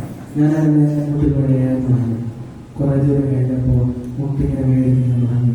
ഞാൻ വിട്ടുകൊടുക്കുമോ? വിട്ടുകൊടുക്കും. കാരണം ഞാനാണ്, എന്റെ കൂടെ കുറെ ആൾക്കാർ ഉണ്ടായിരുന്നില്ല. കാരണം ആരാണ്? ഞാൻ അച്ഛനാണ്. എനിക്ക് വിട്ടുകൊടുക്കാൻ പറ്റുമോ? പറ്റില്ല. ഇങ്ങനെ വീണ്ടും എഴുതി തുടങ്ങി. കുറെ ദൂരം പോകുമ്പോൾ ആ ചെറിയ ആൾക്കാരെങ്കിലും കുട്ടികളിലേക്ക് ഞാനടിക്കുന്ന വേദനകൾ ഞാനിങ്ങനെ തലയിങ്ങനെ ഉയർത്തി നോക്കി എന്റെ മാതാവായ വീതിയോട്ട് കുറെ ദൂരം. കാരണം 14 സ്ഥലം ഇങ്ങനെ വീണ്ടും കുറെ കിടപ്പുണ്ട്. വീണ്ടും ഞാനിങ്ങനെ മുട്ടുപുരഞ്ഞു, ഞാൻ കൈ ഊരാൻ തുടങ്ങി. കുറെ ദൂരം മുന്നോട്ട് പോയി. വീണ്ടും തലയെടുത്ത് നോക്കിയപ്പോൾ എന്റെ കൂടെ എല്ലാവരും മുന്നോട്ട് പോയി. ഇനിയും കിടപ്പുണ്ട് ഒരുപാട് സ്ഥാനം. വീണ്ടും എങ്ങനെയെങ്കിലും മുട്ടിൽ കാരണം എന്ന് ഞാനിനി എഴുതില്ലെന്ന് പറഞ്ഞു കഴിഞ്ഞാൽ വളരെ മോശമാണ്. കുറെ ദൂരം കഴിഞ്ഞാൽ വീണ്ടും മുട്ടിൽ കുറെ നേരം ഫ്രണ്ടിലോട്ട് പോയപ്പോൾ എന്റെ മനസ്സിലേക്ക് ഒരു ചിന്ത അതിപ്രകാരമാണ്. കുറെ ദൂരം മുട്ടിൽമേലിഴഞ്ഞ എന്നെ കുറെ ദൂരം ഇങ്ങനെ പോയ സമയത്ത് ഈ മണത്തടികൾ ഇങ്ങനെ മുട്ടിൽമേലെ ഞാൻ അടിക്കണം ആദ്യം കാരണം വേദന സഹിക്കാൻ പറ്റില്ല. കൈകളാണെങ്കിൽ വേദനിച്ചു തുടങ്ങി. പക്ഷേ എന്റെ ഹൃദയത്തിലേക്ക് ഒരു ചിന്ത കടന്നത് പ്രകാരമാണ്, എന്തുകൊണ്ട് എനിക്ക് ഈ വേദന സഹിക്കാൻ പറ്റില്ല? കാരണം എന്നെക്കാൾ ഒരുപാട് കർത്താവ് വേദന എനിക്ക് വേണ്ടി സഹിച്ചിട്ടുണ്ട്. എന്റെ മനസ്സിലേക്ക് കടന്നു ചെയ്യും. എനിക്ക് വേണ്ടി കുരിശിന്മേൽ കർത്താവ് ഒരുപാട് വേദന സഹിച്ചിട്ടുണ്ട്. പക്ഷേ ഈ ഒരു ചെറിയൊരു വേദന വന്നപ്പോ എന്തുകൊണ്ട് മുട്ടിന്മേൽ എഴുതാൻ സാധിക്കുന്നതിന്റെ മനസ്സിന്റെ കാര്യമാണ്. നമ്മുടെ ജീവിതത്തിൽ കാലുവേദനയുടെ അനുഭവം പലപ്പോഴുണ്ടാകും. കാലുവേദനയുടെ അനുഭവങ്ങൾ ഉണ്ടാകുമ്പോഴും അത് മാറാതെ നമ്മൾ കർത്താവ് പൂർണ്ണമായിട്ട് സമർപ്പിച്ചുകൊണ്ട് ജീവിക്കുമ്പോഴാണ് എനിക്ക് തീർച്ചയായി കർത്താവിനെ മനസ്സിലാക്കുവാൻ സാധിക്കും. ഞാൻ പൂർണ്ണമായിട്ട് അവസാനം ഈ 14 സ്ഥലവും കുരിശ് അവസാനം വരെ മുട്ടിൽ എഴുതുന്നതാണ്. അവസാനം മുട്ടിൽ തീർത്തിട്ടാണ് ഈ ഒരു അനുഭവം കർത്താവ് എന്തോ ആരോഗ്യം പറഞ്ഞു തുടങ്ങി. എന്തുകൊണ്ട് എനിക്ക് മുട്ടിൽ എഴുതാൻ സാധിക്കും? കാരണം ഇതിനേക്കാൾ ഒരുപാട് വേദന കർത്താവ് നിനക്കും എനിക്കും വേണ്ടി സഹിച്ചിട്ടുണ്ട്. ഇതിനേക്കാൾ ഒരുപാട് വേദന നിങ്ങൾക്ക് നമുക്ക് വേണ്ടി സഹിച്ചിട്ടുണ്ട്. അതുകൊണ്ട് നമ്മൾ അനുഭവിക്കുന്ന ഈ കാൽവരി അനുഭവം ഒന്നുമല്ല. അതുകൊണ്ട് പൂർണ്ണമായിട്ട് നമ്മൾ ചിന്തിക്കേണ്ടത് ഈ കാൽവരി അനുഭവം ഉണ്ടാകുമ്പോൾ പതറാതെ പൂർണ്ണമായി കർത്താവിനെ കരങ്ങൾ പിടിച്ച് യാത്ര ചെയ്യുമ്പോൾ നമുക്ക് സന്തോഷത്തോടെ മുന്നോട്ട് പോകാൻ സാധിക്കും. പൂർണ്ണമായിട്ട് കർത്താവിനെ കരങ്ങൾ പിടിച്ച് മുന്നോട്ട് യാത്ര ചെയ്യുമ്പോൾ നമുക്ക് പൂർണ്ണമായിട്ട് നമുക്ക് കർത്താവിനോട് യാത്ര ചെയ്യാൻ സാധിക്കും. അപ്പോ ഈ കാൽവരി അനുഭവം ഉണ്ടാകുമ്പോൾ വിശ്വാസത്തിന് ഗുണമുണ്ടാകില്ല. പൂർണ്ണമായിട്ട് പ്രാർത്ഥിക്കുവാൻ സാധിക്കും. കർത്താവിനെ അടുക്കൽ വന്നിട്ട് നമുക്ക് പൂർണ്ണമായിട്ട് സംസാരിക്കാൻ പറ്റും. ആത്മാർത്ഥമായിട്ട് വിശുദ്ധിയോട് കൂടി എനിക്ക് ദിവ്യയിൽ പങ്കെടുക്കാൻ സാധിക്കും. ഈശോയെ, എനിക്ക് കാൽവരിയുടെ അനുഭവമുണ്ട്, എനിക്ക് കുടുംബ പ്രശ്നമുണ്ട്, എനിക്ക് സങ്കടമുണ്ട്, അല്ലെങ്കിൽ ചില കടഭാരങ്ങളുണ്ട്. ഇതെല്ലാം കർത്താവിന്റെ അടുക്കൽ കടന്നു വന്നുകൊണ്ട് കാൽവരിയുടെ അനുഭവം നമ്മൾ കർത്താവിന് മുമ്പിൽ സമർപ്പിക്കുമ്പോൾ പൂർണ്ണമായിട്ട് എനിക്ക് ജീവിക്കുവാൻ സാധിക്കും. മൂന്നാമത് വിശുദ്ധനാകണമെങ്കിൽ നമ്മൾ ചിന്തിക്കുന്ന മൂന്നാമത്തെ കാര്യം കാൽവരിയുടെ അനുഭവത്തിൽ പതറാതിരിക്കുന്നതാണ്. കൂടുതൽ പ്രതിസന്ധികളുണ്ടാകുമ്പോൾ പൂർണ്ണമായി നമ്മൾ തന്നെ വിട്ടുകൊടുത്തുകൊണ്ട് കർത്താവിന്റെ അടുക്കൽ വന്ന് പൂർണ്ണമായി നമ്മെ സമർപ്പിക്കണം. ഞാൻ നേരത്തെ പറഞ്ഞ ആ സംഭവത്തില് അവർ ഈ അത്താരയിലൊന്നും ഞാൻ പറയില്ല, കാരണം എന്റെ ഇടവകയിൽ പണി നടക്കുന്നതുകൊണ്ട് അവിടേക്ക് ഒരുപാട് ജോലിക്കാരുണ്ട്. പക്ഷേ ഇവർ അതൊന്നും നോക്കാതെ കർത്താവിന്റെ മുമ്പേ വന്ന് അല്ലാതെ വിളിച്ച് കാര്യം പറയും. ഞാൻ കടന്ന കാര്യമാണ്. മൂന്ന് 2 മക്കളും അപ്പനും അമ്മയും എന്നെ പോലും നോക്കാതെ അത്രയേറെ ശക്തിയോടുകൂടി അനുഭവം കിട്ടുവാൻ വേണ്ടി പ്രാർത്ഥിച്ചു. കാലുകൾ അനുഭവങ്ങളുണ്ട്. നമ്മൾ ജീവിതത്തിൽ കർത്താവിനെ കൂടെ നയിക്കുവാൻ വേണ്ടിയിട്ട് നമ്മൾ ശ്രമിക്കുക. കുടുംബത്തിൽ പ്രശ്നം ഉണ്ടാവാം, പ്രതിസന്ധി ഉണ്ടാകാം, ഏത് കുടുംബത്തിലും കടഭാരം ഉണ്ടാകും. പക്ഷേ അവിടെയൊന്നും തളർന്നു പോകാതെ പൂർണ്ണ മനസ്സോടുകൂടി സിദ്ധാന്തയെ പോലെ ഈ അനുഭവത്തിൽ ജീവിക്കുവാനായിട്ട് ശ്രമിക്കാം. ഇനി 4-ാമതായിട്ട് അനുഗ്രഹപ്രദമായിട്ട് മാറണം. കാരണം അന്ന എന്നാൽ അനുഗ്രഹകാരികമാണ്. അതുകൊണ്ട് ജനത്തിൽ നമുക്ക് അനുഗ്രഹമായിട്ട് മാറണം. വിശുദ്ധ അന്ന എന്നാൽ അനുഗ്രഹനായികയാണെങ്കിൽ പൂർണ്ണമായിട്ട് അനുഗ്രഹമായിട്ട് മാറുവാൻ വേണ്ടി നമ്മൾ ശ്രമിക്കണം. അതാണ് സുവിശേഷം 1-ാം അധ്യായം 19-ാം വാക്യം പറയുന്നുണ്ട്, അവളെ അപമാനിതമാക്കുവാൻ വേണ്ടി ഇഷ്ടപ്പെട്ടില്ല എന്ന് പറയുന്നത്. അതായത് ജോസഫ് പറഞ്ഞു അവളെ അപമാനിക്കുവാൻ ഇഷ്ടപ്പെട്ടില്ല എന്ന് പറയുക. നമ്മുടെ ജീവിതത്തിൽ ഈ അനുഗ്രഹനായികയായിട്ട് മാറണം. എന്റെ കുടുംബത്തിലായിക്കൊള്ളട്ടെ, നമ്മുടെ ജീവിതത്തിൽ നമ്മുടെ സമൂഹത്തിലായിക്കൊള്ളട്ടെ, ഇടവക ജീവിതത്തിലായിക്കൊള്ളട്ടെ, അനുഗ്രഹനായികയായിട്ട് മാറുവാൻ വേണ്ടി പ്രശ്നം. അതാണ് ഏറ്റവും. കാരണം അന്ന അനുഗ്രഹനായതുപോലെ നമ്മുടെയൊക്കെ കുടുംബ ജീവിതത്തിലും ആയിരിക്കുന്ന ഇടത്തിലൊക്കെ യഥാർത്ഥമായിട്ട് അനുഗ്രഹമായിട്ട് മാറണം. അപ്പൻ്റെ ഉത്തരവാദിത്വം ചെയ്യണം, അമ്മയുടെ ഉത്തരവാദിത്വം ചെയ്യണം, മക്കളുടെ ഉത്തരവാദിത്വം, അല്ലെങ്കിൽ ജീവിത പങ്കാളി ഭാര്യ ഭർത്താവൊക്കെ അവരുടെ ഉത്തരവാദിത്തത്തിന് പരസ്പരം അനുഗ്രഹമായിട്ട് മാറുവാൻ വേണ്ടി ശ്രമിക്കണം. പലപ്പോഴും ഇന്നൊക്കെ അനുഗ്രഹമായിട്ട് മാറുവാൻ വേണ്ടി ശ്രമിക്കുന്നത്. നമ്മുടെ ഈ കുടുംബജീവിതമൊക്കെ തുടർന്ന അവസരത്തിന് മനോഹരമായിട്ടുള്ള കുടുംബജീവിതം ആരംഭിക്കും. പക്ഷേ പിന്നീട് അവിടെയൊക്കെ മാറിപ്പോകും, അനുഗ്രഹമായിട്ട് മാറാൻ സാധിക്കില്ല. ഒരിക്കലും ഞാൻ പറഞ്ഞിട്ടുണ്ടെങ്കിൽ ഒരിക്കലും ഒരു കുടുംബം വിവാഹത്തിന്റെ പ്രാർത്ഥനയ്ക്ക് പോകും, വൈകിട്ടത്തെ പ്രാർത്ഥനയ്ക്ക് പോകും. അപ്പോ ഈ പ്രാർത്ഥനയ്ക്ക് പോയപ്പോ മണവാളൻ മണവാട്ടി ഇങ്ങനെ കയ്യിലെടുത്തോണ്ട് വരുന്നുണ്ട്, എടുത്തോണ്ട് വരുന്നുണ്ട്. അപ്പോ ഞാൻ ചോദിച്ചു എന്നെ പറ്റി, കാരണം ഞങ്ങളെ പ്രാർത്ഥിച്ചിട്ട് വേറെ കുഴപ്പമൊന്നുമില്ലല്ലോ, ഇതെന്ത് പറ്റി എന്ന് ചോദിച്ചു. അല്ല അച്ഛാ, അത് അവൾക്കൊരു ആഗ്രഹമാണ്, ഞാൻ ഇതിനെ കയ്യിൽ ഇങ്ങനെ പൊക്കിയെടുത്ത് വീട്ടിൽ കൊണ്ട് വരണം, കുഴപ്പമില്ല. അപ്പോ ചെറുപ്പക്കാരനെ ചെറുക്കൻ ഈ മണവാട്ടി ഇങ്ങനെ പൊക്കിയെടുത്തുകൊണ്ട് വീട്ടിലേക്ക് കയറിയപ്പോൾ അമ്മായിയമ്മ പറയുന്നത് കുഞ്ഞ് കുപ്പിയെടുത്ത് കണ്ട ചെറുക്കനാണ് അവളെ പൊക്കിക്കൊണ്ട് വീട്ടിലേക്ക് വരുന്നത്. ചിലപ്പോൾ നല്ല രസമാണ് ഈ കുടുംബത്തെ കുറിച്ച് നമുക്ക് ഈ കുടുംബജീവിതം. പക്ഷേ പിന്നീട് കുറെ ദിവസം കഴിയുമ്പോൾ പരസ്പരം അനുഗ്രഹമാകുവാനൊക്കെ സാധിക്കുന്നുണ്ടോ?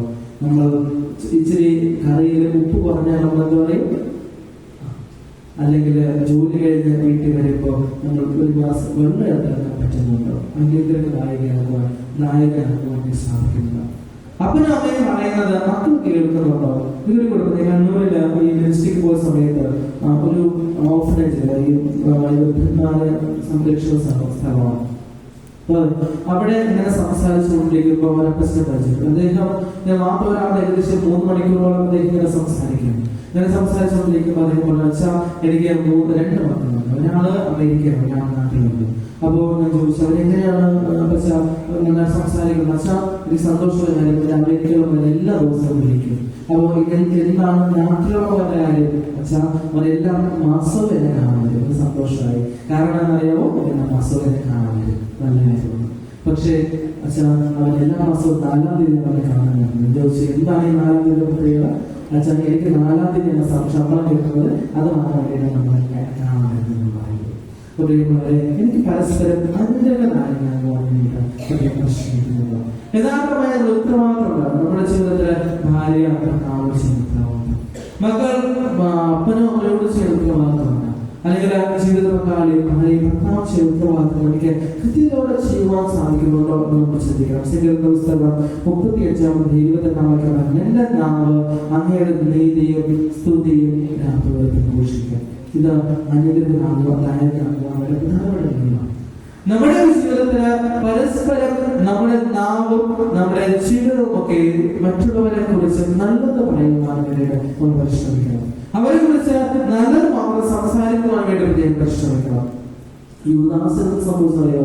യൂദാസിനെ കുറിച്ച് പറയുക, പണസന്ധി സൂക്ഷിക്കുന്ന വ്യക്തിയാണ് യൂദാസ്. കാരണം മാർത്തയുടെ ജീവിതത്തിൽ, മാർത്തയുടെ അടുത്ത് ലാസറിന്റെ ഭവനത്തിൽ കർത്താവ് വരുമ്പോ മാർത്ത ഇങ്ങനെ മുട്ടിക്കൊണ്ട് യേശുവിന്റെ പാദങ്ങൾ ഇങ്ങനെ കഴുകൊള്ളിച്ചുകൊണ്ടിരിക്കുകയാണ്. അപ്പോ യൂദാസ് ചോദിക്കുന്ന ഒരു ചോദ്യമുണ്ട്, ആ ദിനാർ അല്ലെങ്കിൽ ആ എണ്ണ ഉപയോഗിച്ച പൈസ കൊണ്ട് എന്തുകൊണ്ട് ദരിദ്രർക്ക് വാങ്ങിച്ചു കൊടുക്കുക?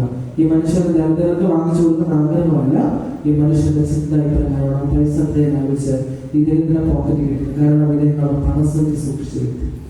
പലപ്പോഴും നമ്മുടെ ജീവിതത്തിൽ മറ്റുള്ളവരെ കുറിച്ച് കുറ്റം പറയുവാൻ, മറ്റുള്ളവരെ സംരക്ഷിക്കാൻ, അല്ലെങ്കിൽ സ്നേഹമില്ലാതെ ജീവിക്കുവാൻ, മറ്റുള്ളവരെ ചേർത്ത് പിടിക്കാത്തൊരവസ്ഥ എങ്ങനെയാണ്? കാരണം യേശു ഏറ്റവും കൂടുതൽ സ്നേഹിച്ചൊരു ശിഷ്യനാണ് യൂദാസ്. തന്റെ മാർത്തയോട് ചോദിക്കുന്ന ഒരു ചോദ്യമുണ്ട്, ആരാണ് ഏറ്റവും കൂടുതൽ? പലപ്പോഴും നമ്മുടെയൊക്കെ അവസ്ഥ എങ്ങനെയാണ്? നമ്മൾ കൂടെ നിന്ന് പലപ്പോഴും അവരെ ഒറ്റിക്കൊടുത്ത് അല്ലെങ്കിൽ തള്ളി പറഞ്ഞിട്ട് നമ്മളിങ്ങനെ മാറി നിന്ന് അവരെ നോക്കുന്ന അവസ്ഥയാണ്. നമ്മുടെ ജീവിതത്തിൽ മറ്റുള്ളവർക്ക് അനുഗ്രഹദായകമാകാൻ വേണ്ടി തന്നെ പരിശ്രമിക്കുന്നു. എവിടെയൊക്കെ ആയിരിക്കുന്നു അവിടെയൊക്കെ യഥാർത്ഥമായി അനുഗ്രഹിക്കപ്പെടുക. നമ്മുടെ മക്കളാകട്ടെ, കുടുംബമാകട്ടെ, ജീവിത പങ്കാളിയാകട്ടെ, ഇടവകയാകട്ടെ, ഇവിടെയൊക്കെ യഥാർത്ഥമായ ഒരു അനുഗ്രഹപ്രദമായിട്ട് ജീവിക്കുവാൻ എനിക്ക് സാധിക്കുന്നെങ്കിൽ മാത്രമേ എനിക്ക് വിശുദ്ധനാകാൻ സാധിക്കുകയുള്ളൂ. വിശുദ്ധ അന്നയുടെ മാർഗ്ഗം ജീവിതത്തെ സ്വീകരിച്ചുകൊണ്ട് മുന്നോട്ട് പോകുമ്പോൾ മാത്രമേ എനിക്ക് യഥാർത്ഥമായി അനുഗ്രഹനായകനായി തീരുവാൻ, അനുഗ്രഹനായകനായി തീരുവാൻ സാധിക്കും. അതുകൊണ്ട് ഈ 3 ചിന്തകളും നമ്മുടെ ജീവിതം സ്വീകരിച്ചുകൊണ്ട് മുന്നോട്ട് പോകുമ്പോൾ എനിക്ക് വിശുദ്ധനാകാൻ സാധിക്കും. ഒന്നാമതായിട്ട് നമ്മുടെ ജീവിതത്തിൽ ഏറ്റവും പ്രധാനപ്പെട്ട ഒരു കാര്യമാണ് ദൈവത്തോട് എനിക്ക് സംസാരിക്കണം. ഒന്ന്, ദൈവത്തോട് നമ്മൾ സംസാരിക്കണം. രണ്ടാമത് വിശ്വാസത്തിൽ ആകണം.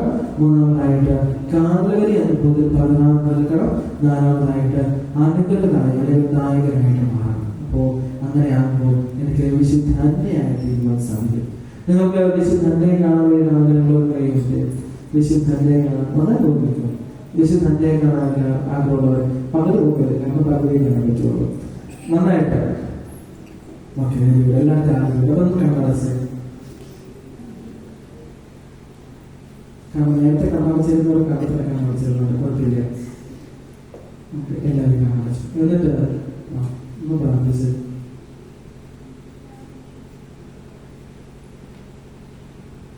ഒന്ന് കണ്ണു തുറക്കാവോ എന്നിട്ട് നിങ്ങളെ ഇടതും വലതിരിക്കുന്ന ആൾക്കാരെ നോക്കി ഇതാണ് വിശുദ്ധാത്മ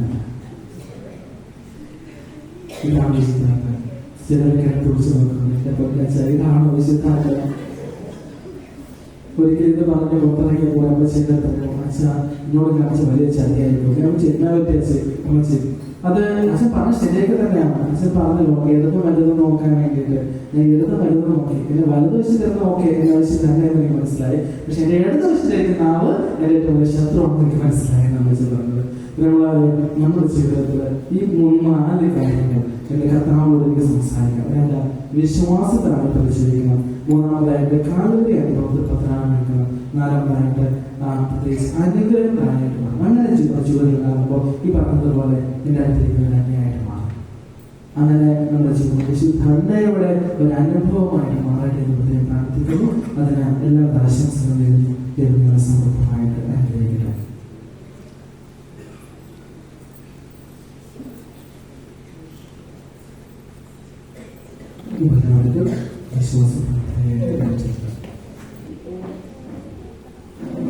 സർവശക്തനായ ദൈവമേ, ഞങ്ങളുടെ തിരുസഭയിൽ നയിക്കുന്ന പരിശുദ്ധ പിതാവ് ലിയോ 14 പാപ്പയെയും ഞങ്ങളുടെ രൂപതാധ്യക്ഷൻ അഭിമന്യ വിൽസൺ സാമുവൽ പിതാവിനെയും സഹമിത്ര സെൽവരാജൻ പിതാവിനെയും മറ്റെല്ലാ വൈദികരെയും സന്യസ്തരെയും പ്രത്യേകിച്ച് ഞങ്ങളുടെ ഇടവകാരി സ്നേഹബഹുമാനമുള്ള ബിനുവർഗീസ് അച്ഛനെയും ഇന്നേ ദിവസം ദിവ്യവരിക്ക് മുഖ്യകാരണരായിരിക്കുന്ന റവറന്റ് ഫാദർ അരുൺകുമാർ അച്ഛനെയും സിസ്റ്റർ വിന്ദിയെയും അങ്ങേ തിരുവനന്തപുരത്ത് സമർപ്പിക്കുന്നു.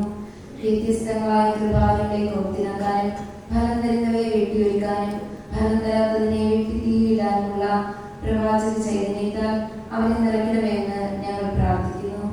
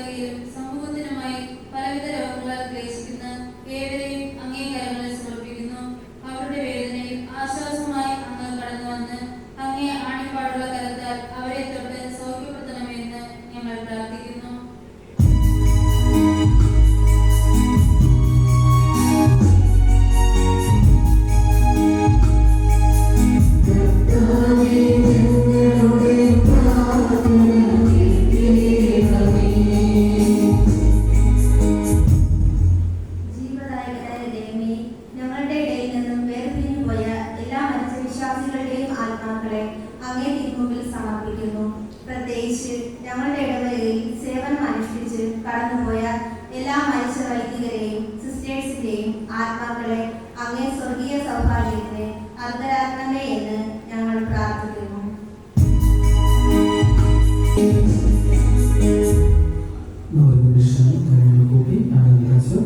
നമ്മളെല്ലാ ദൈവങ്ങളെയും സമർപ്പിച്ച് പ്രാർത്ഥിക്കുന്നു.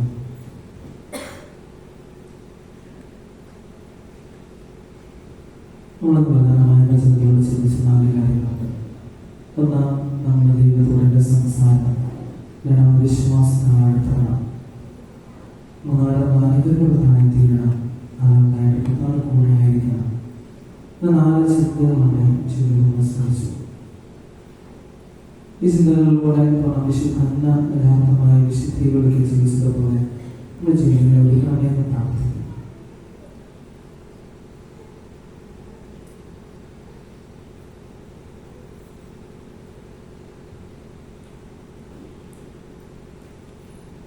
നമ്മുടെ ജീവിതത്തിലെ കാലങ്ങളിൽ അനുഭവം ഉണ്ടാകും. പക്ഷേ കാലങ്ങളിൽ പതിനാറ് മുന്നോട്ട് നീങ്ങുവാൻ തീക്ഷ്ണതയുടെ വിശ്വാസം പ്രാർത്ഥിക്കുന്നു. കുടുംബങ്ങളെ സമർപ്പിക്കുന്നു. കടപ്പാടുകൾ പ്രശ്നങ്ങളും അവസാനത്തെ സമർപ്പിച്ച് പ്രാർത്ഥിക്കാം. നമ്മുടെ കുടുംബങ്ങൾ ഇടപെടണമെന്ന് പ്രാർത്ഥിക്കും. കടപ്പാടുകളെ അനുഗ്രഹിക്കണമെന്ന് പ്രാർത്ഥിക്കും. പ്രശ്നങ്ങളും കുടുംബങ്ങളെ സമർപ്പിച്ച് പ്രാർത്ഥിക്കാം. പലവിധ രോഗാവസ്ഥകൾ അനുഭവിക്കുന്ന മക്കളെ നടത്തിയതിച്ചുള്ള അഭിഷേകം ചെയ്യണമെന്ന് പ്രാർത്ഥിക്കാം. മക്കളെല്ലാം കുടുംബങ്ങളെ സമർപ്പിച്ച് പ്രാർത്ഥിക്കാം. പ്രത്യേകിച്ച് പഠിക്കുന്ന മക്കളെ സമർപ്പിച്ച് പ്രാർത്ഥിക്കാം. നല്ല ജോലിക്ക് വേണ്ടി പരിശ്രമിക്കുന്ന മക്കളെ സമർപ്പിക്കാം. വിശ്വാസത്തിനായിട്ട് ജീവിക്കുവാൻ, ആത്മാവിനാണ് പരിശുദ്ധാത്മാവിനാൽ നിറയുവാൻ, ജോലിക്ക് വേണ്ടി എല്ലാവരും കുടുംബത്തോടെ സമർപ്പിക്കാം. സിസ്റ്റേഴ്സിനെ ഇടയിൽ എല്ലാ കുടുംബങ്ങളെയും സമർപ്പിക്കണം. രാഷ്ട്രങ്ങളെയൊക്കെ അനുഗ്രഹിക്കണമെന്ന് പ്രാർത്ഥിക്കാം. നമ്മുടെ സങ്കടങ്ങൾ, ദുഃഖങ്ങൾ, പ്രയാസങ്ങളെ നിങ്ങൾക്ക് സമർപ്പിച്ച് പ്രാർത്ഥിക്കാം.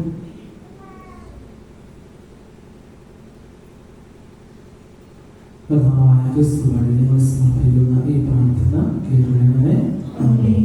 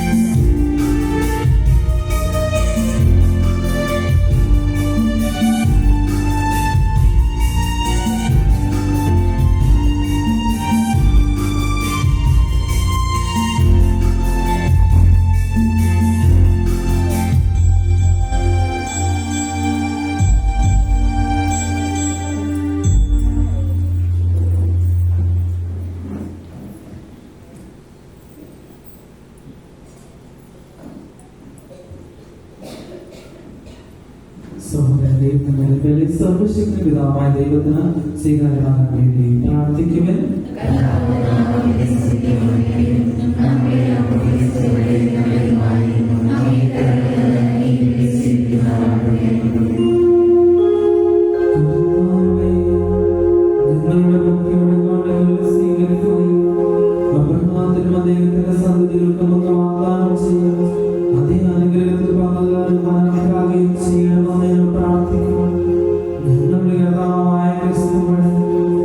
സമർപ്പിക്കുന്ന ഈ പ്രാർത്ഥന കേട്ടരുളേണമേ.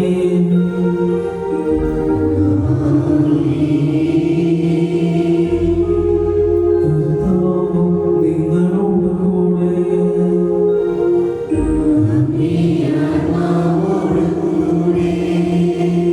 ഹൃദയങ്ങൾ ഉയർത്തുവിൻ.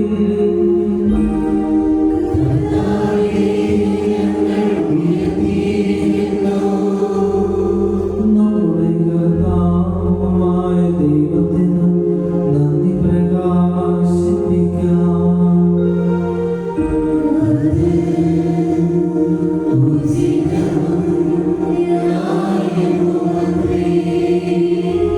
കർത്താവേ, പരിശുദ്ധനായ പിതാവേ, സർവശക്തനും നിത്യനുമായ ദൈവമേ, ഞങ്ങളുടെ കർത്താവായ ക്രിസ്തു വഴി എന്നും എപ്പോഴും അങ്ങേക്ക് ഞങ്ങൾ കൃതജ്ഞത അർപ്പിക്കുന്നത് യഥാർത്ഥത്തിൽ ഉചിതവും ന്യായവും യോഗ്യവും രക്ഷാകരവുമാണല്ലോ. എന്തെന്നാൽ വിശുദ്ധാത്മയുടെ തിരുനാൾ ആഘോഷത്താൽ ആനന്ദിക്കുവാൻ അങ്ങേ സഭയ്ക്കാൻ അനുഗ്രഹം നൽകുന്നു. അങ്ങനെ പുണ്യ ജീവിത മാതൃകയാണ് സഭയെ അങ്ങ് ശക്തിപ്പെടുത്തുകയും വചനപ്രഘോഷണത്തിലൂടെ ഉദ്ബോധിപ്പിക്കുകയും അങ്ങേ പ്രസാദിപ്പിക്കുന്ന യാചനയാൽ അങ്ങ് സംരക്ഷിക്കുകയും ചെയ്യുന്നു. ആകയാൽ എല്ലാ ബാലകന്മാരോടും വിശുദ്ധരോടും ഗണത്തോടും ചേർന്ന് അങ്ങേക്ക് സ്തുതികരമാലപിച്ച് അഭിനാമം ഞാൻ പ്രകീർത്തിക്കുന്നു.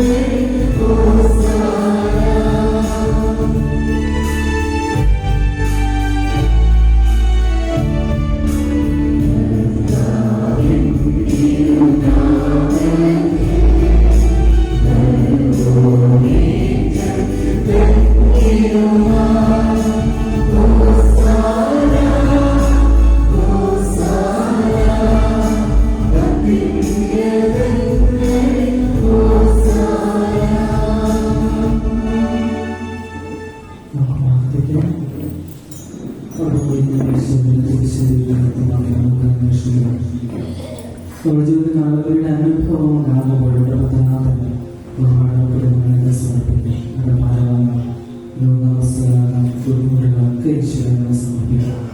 ഈശ്വരനെ അതേപോലെ ഈശ്വരനോട് മാതൃക ജീവിക്കാൻ ഒരുക്കണമെന്ന് പ്രാർത്ഥിക്കും.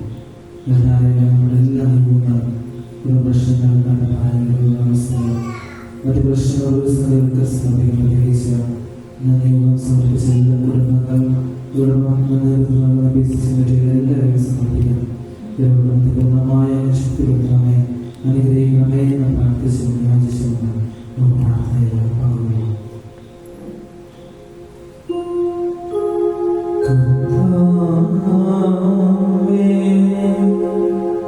സർവവിശുദ്ധിയുടെ ഉറവിടമായ സത്യമായ പരിശുദ്ധനാകുന്നു.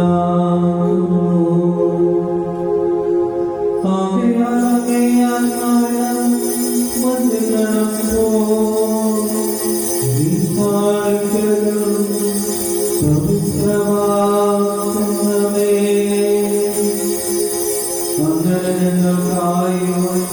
ഞങ്ങളുടെ കർത്താവായ യേശുക്രിസ്തുവിന്റെ ശരീരവും രക്തവുമായി തീരുമാറാകട്ടെ.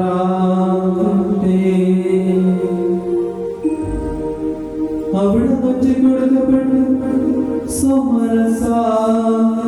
പീഡകൾ സഹിച്ചപ്പോൾ അപ്പമെടുത്ത് കൃതജ്ഞത പ്രകാശിപ്പിച്ച് മുറിച്ച് തന്റെ ശിഷ്യന്മാർ കൊടുത്തുകൊണ്ട് അരുളി ചെയ്തു,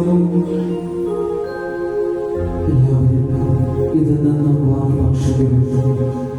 എന്നാൽ ഇത് നിങ്ങൾക്ക് വേണ്ടി അർപ്പിക്കാതിരിക്കുന്ന എന്റെ ശരീരമാകുന്നു.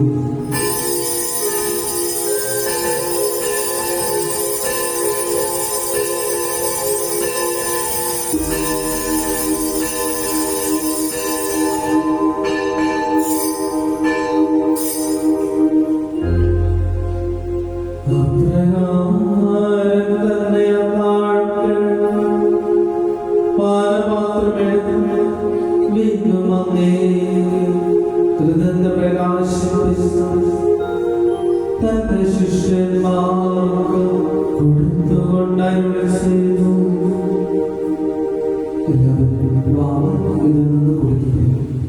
എന്നാൽ ഇത് നിങ്ങൾക്ക് വേണ്ടിയും അനേകർക്ക് വേണ്ടിയും പാപമോചനത്തിനായി ചിന്തപ്പെടാതിരിക്കുന്ന എന്റെ രക്തത്തിന്റെ നവീനവും സനാതനവുമായ ഉടമ്പടിയുടെ ഭാരമാത്രമാണ്. ഇത് നിങ്ങൾ എന്നെ ഓർമ്മിക്കാനായി ചെയ്യുക.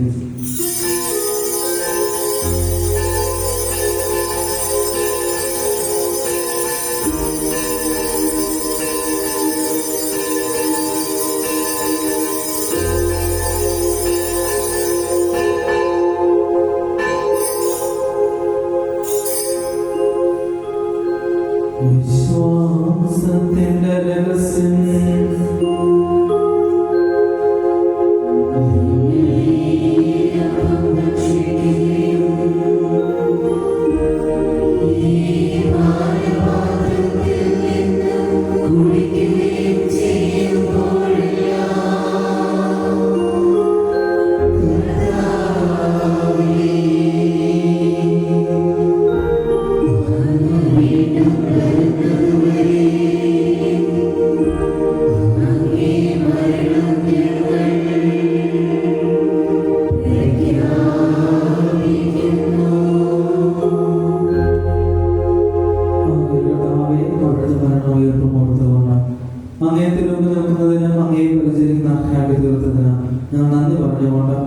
ജീവനപ്പവും രക്ഷയുടെ പാനപാത്രവും ഞാൻ ഏറ്റെടുക്കുന്നു. ക്രിസ്തുവിന്റെ ശരീരത്തിലും രക്തത്തിലും പങ്കുചേർന്ന് ഞങ്ങളെ പരിശുദ്ധാത്മാവിൽ ഒന്നായി ചേർക്കണമെന്ന് താഴ്മയോട് ഞാൻ അപേക്ഷിക്കുന്നു.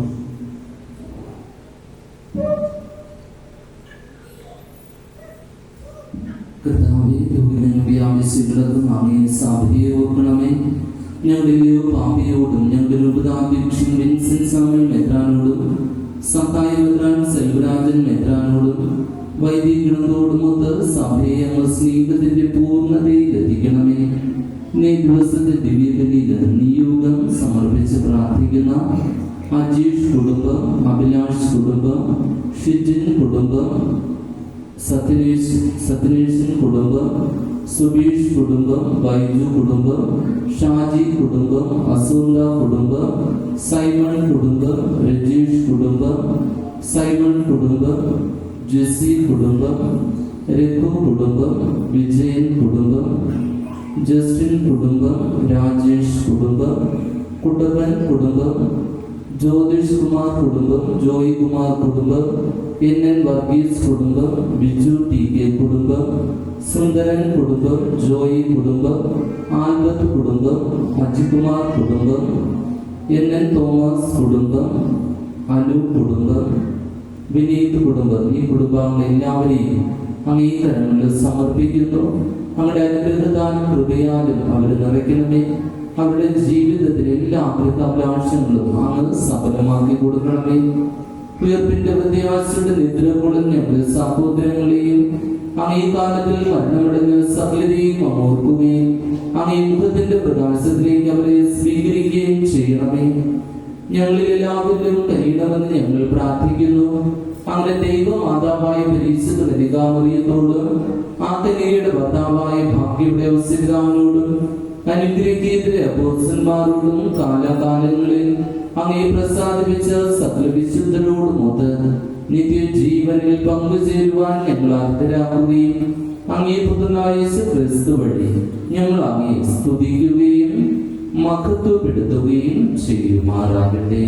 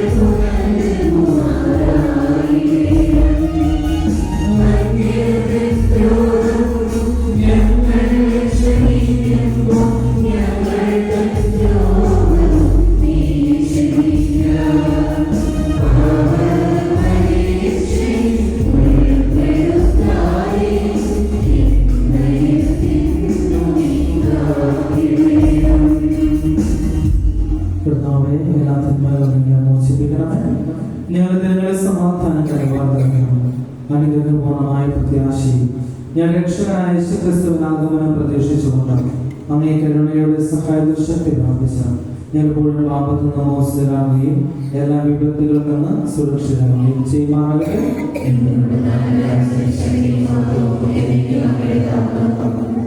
സമാധാനം ഞാൻ നിങ്ങൾക്ക് നൽകുന്നു, എന്റെ സമാധാനം നിങ്ങൾക്ക് ഞാൻ തരുന്നു എന്നാണ് അങ്ങേ അപ്പോസ്തലന്മാരുടെ കർത്താവായ യേശുക്രിസ്തുവേ. ഞാൻ പാപങ്ങളല്ല പിന്നെയോ അങ്ങേ സഭയുടെ വിശ്വാസത്തിൽ മാത്രം അങ്ങേ തിരുവനന്തനുസരിച്ച് സഭയ്ക്ക് സമാധാനവും ഐക്യവും നൽകാൻ കഴിയണമേ എന്ന് ജീവിക്കുകയും വാഴുകയും ചെയ്യുന്നതാണ് ഈ പ്രാർത്ഥന. കേട്ടുള്ളണമേ. കർത്താവിന്റെ സമാധാനം നിങ്ങളോട് കൂടെ എപ്പോഴും ആയിരിക്കട്ടെ. നിങ്ങൾ പരസ്പരം സമാധാനം ആശംസിക്കുന്നു.